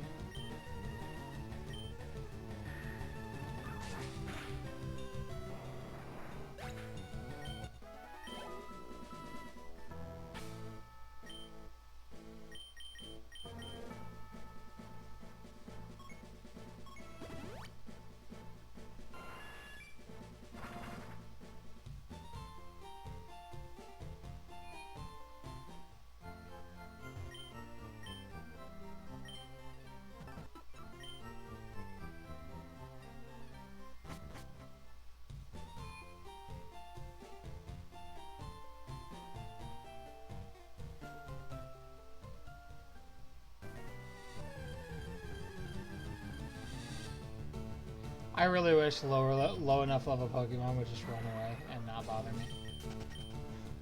Like they do in later games. Bro, for real! You be wasting my time!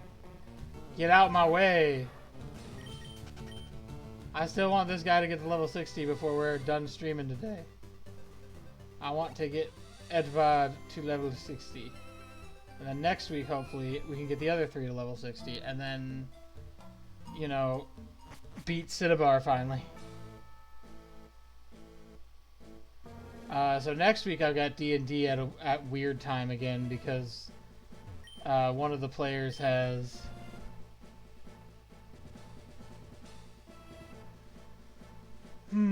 so in the case specifically of Gold and Silver,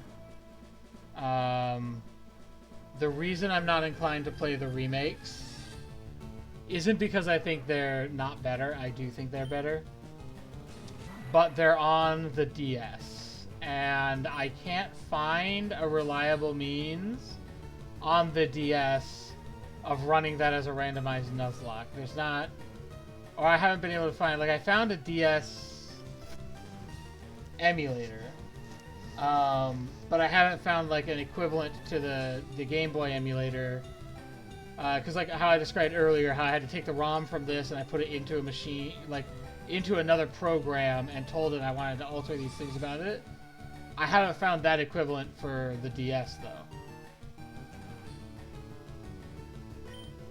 That and also another problem I ran into with the DS emulator is it doesn't full screen.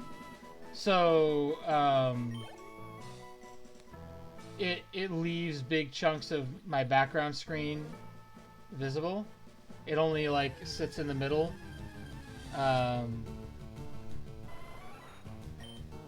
So I have to find like some kind of background I can pull up, background image or something I can pull up to put behind it. But I did go get an emulator for that, and I was doing some test work on it a couple weeks ago.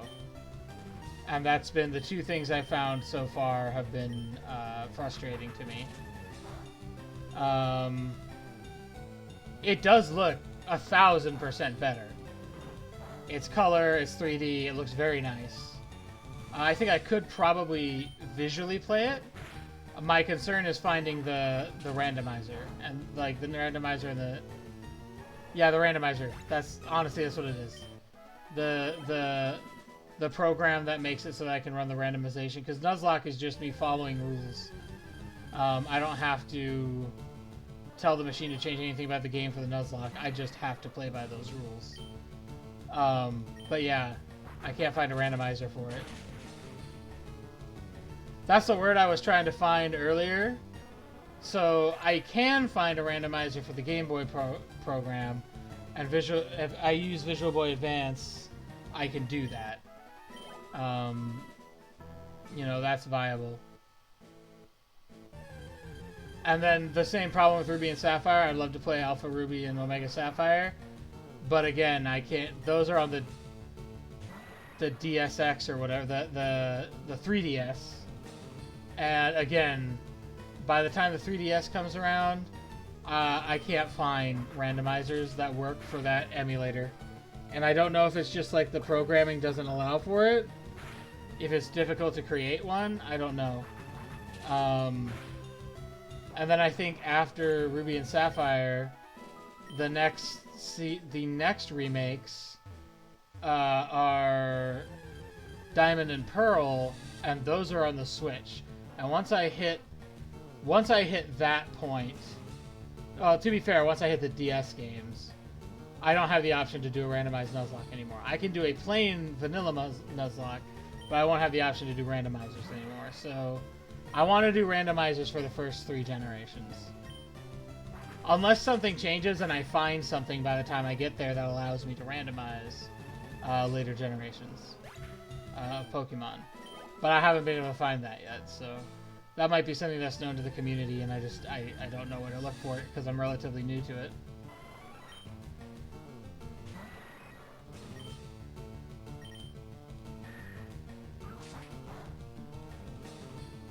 Oh shit, yeah. Let's go. Not very effective, my ass. Get that Jolteon out of here.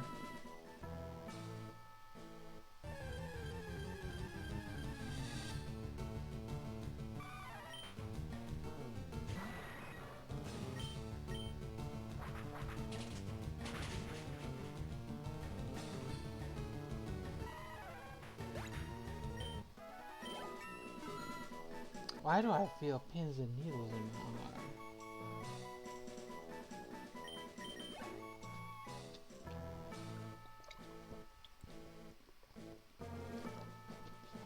Give me some water.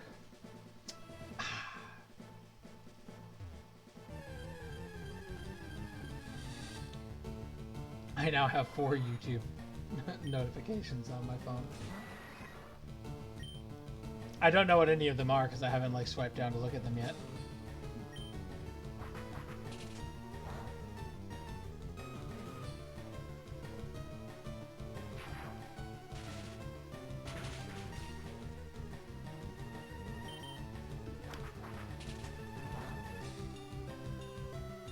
See, things like this is what makes me think like I'm pretty much solid now.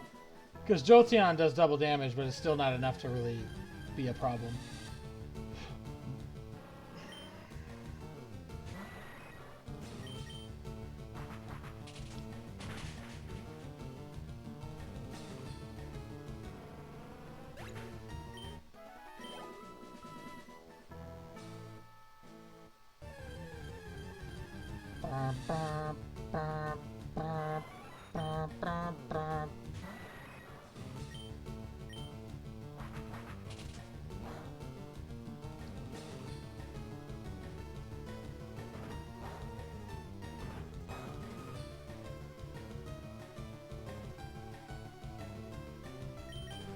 I'm literally just like tapping my Z key constantly. Z is just the key I've mapped for A for the emulator.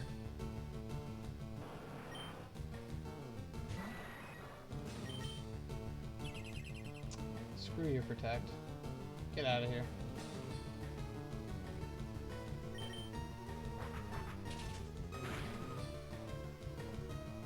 Bye-bye.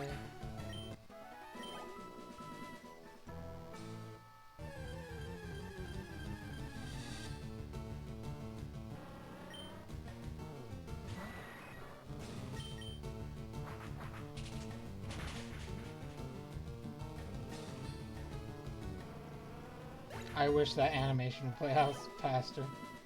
I really do. I really truly do.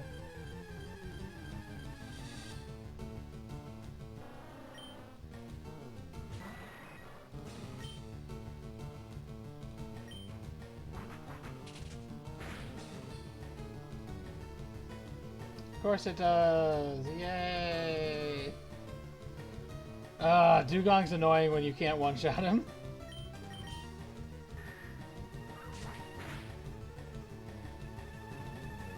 Did Wing Attack legit do more damage than Air Cutter does? It might have.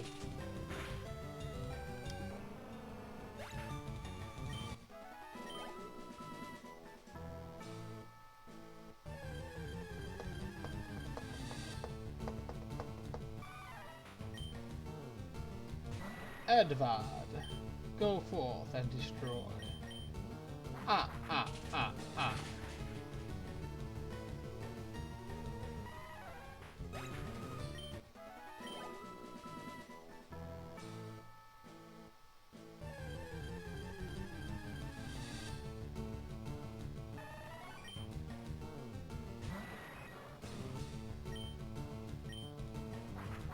Goodbye, Venomoth.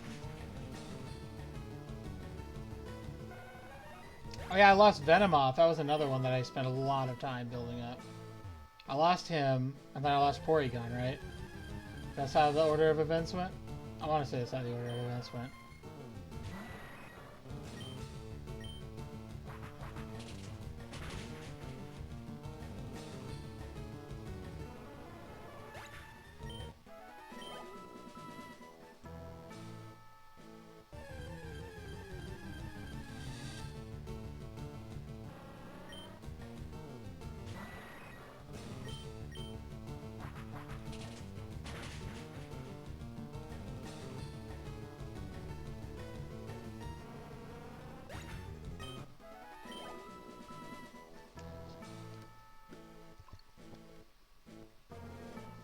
A little more water. I'm really trying to push. I've got 5 minutes before I hit 4 hours. I probably will not hit level 60 by then, but I should hit it shortly after, and then we'll call it a stream.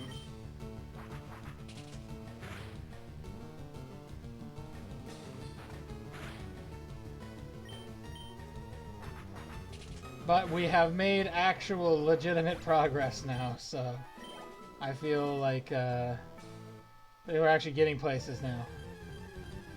It will not be that much longer before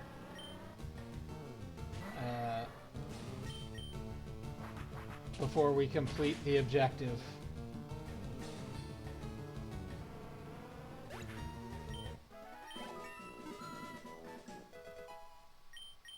Yep. 59. 59. So I've got like 4 or 5 minutes left before I hit 4 hours, so I feel like that's probably enough. Almost enough to level him one more time. And so, like, if I go like a few minutes over, it's fine, it's whatever. I mean, I did like a 6-hour stream last week because I didn't do a morning stream.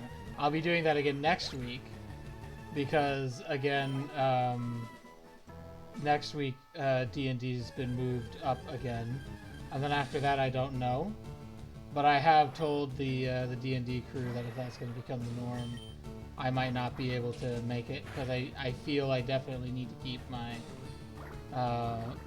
my 3 streams a week minimum. I used to do a Friday morning stream, and I remember saying that that would be like a sort of, what do they call it? Like a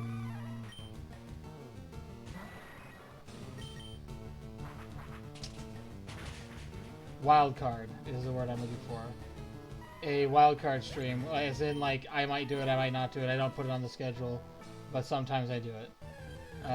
But my thing is, in order to do that stream, I have to like on my work days, on my regular work days, I get up at 6:30 in the morning, and I don't get home till like I have a split shift. I can sleep and take a nap in the middle of the day if I want to, but generally I don't because I'd rather use that time to work on projects or play video games. And then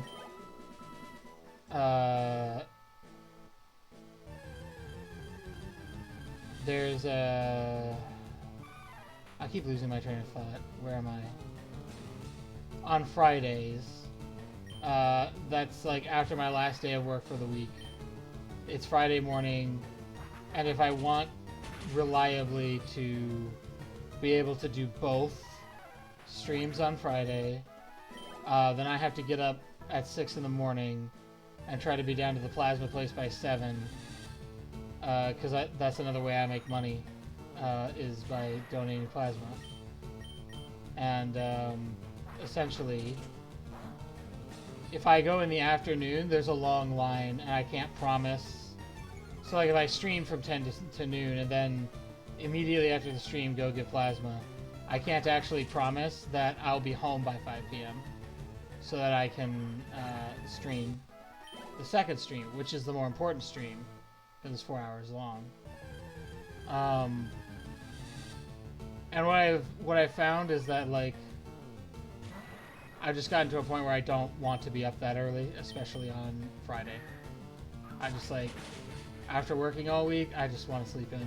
I don't want to have to bother with getting up at 6 in the morning. So, and also like I run the risk, I was doing collabs with RGB on Pro on the Friday morning streams, which is fine, and that helped me stay awake for that. But I also found that like for the Friday night streams, I would be really tired because I'd already been up since 6 in the morning, and I'm going to like till 9 o'clock at night, and I was already like halfway through the stream. I'm like almost falling asleep, and I had to like go get 3 cups of coffee mid-stream to keep myself awake and stuff. I was like, this is not sustainable. I could probably have done it 10 years ago when I was 20 something, but I'm fucking 30. What, 3 this year? Yeah, I will be 33 this year. I have to acknowledge that my body's just not as cool as it used to be.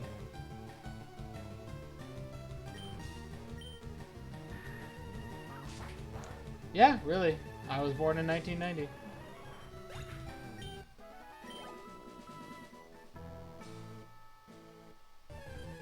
Everyone who hears me on the internet thinks that because my voice is lighter. I don't sound like a grizzled 30-year-old man.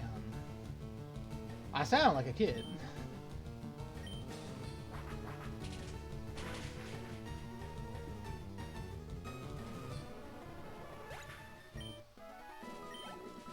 If I try speaking from my diaphragm, I sound a little bit more like I probably should. Yeah, I feel sometimes that I don't have a manly enough voice because, like, I listen to myself in recordings and I'm like, damn, my voice is really light. But I also, like, I speak from my belly or I speak from my throat most of the time. And like I showed a few minutes ago, like, if I change and I speak from my diaphragm, I sound like this, which is a little deeper and maybe more manly, I don't know.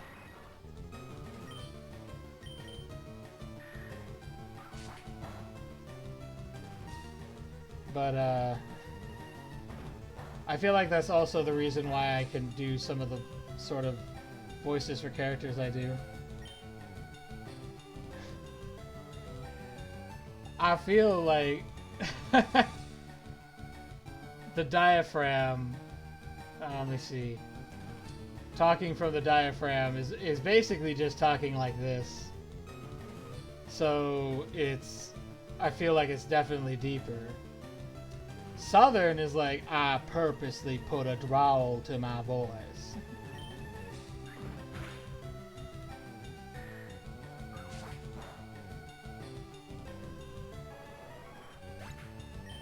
To be fair, I do live in the South,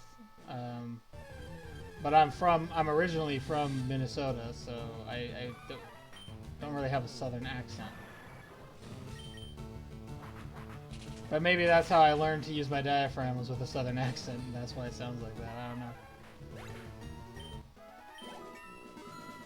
Yay, we did it! We got him to level 60. Perfect. Let's go heal up.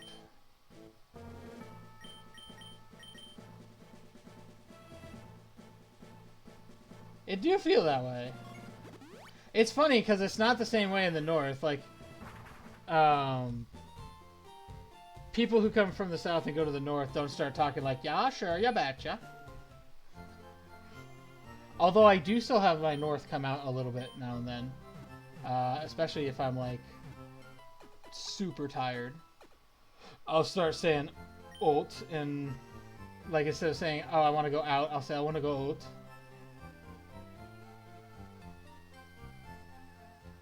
Alright, let's save the game. Yes, override it. Thank you. Perfect. Okay. Now we'll put on the ending soon, and then we'll... You got anybody for me to raid today, Pocky?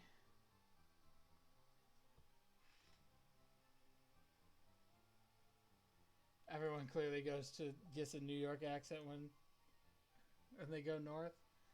I don't know about that.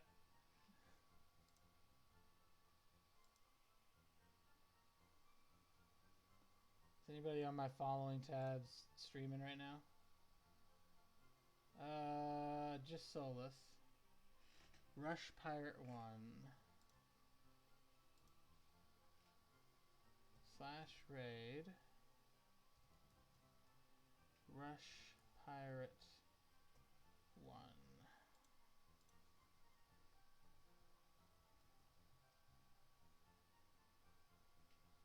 Okay. He live right now?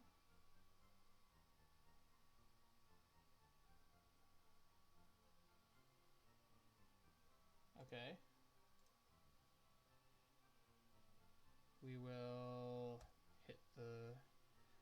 hit the gritty and go raiding. And I will turn off my Pokemon music. And then we'll raid. And we'll end stream. Thank you for joining me.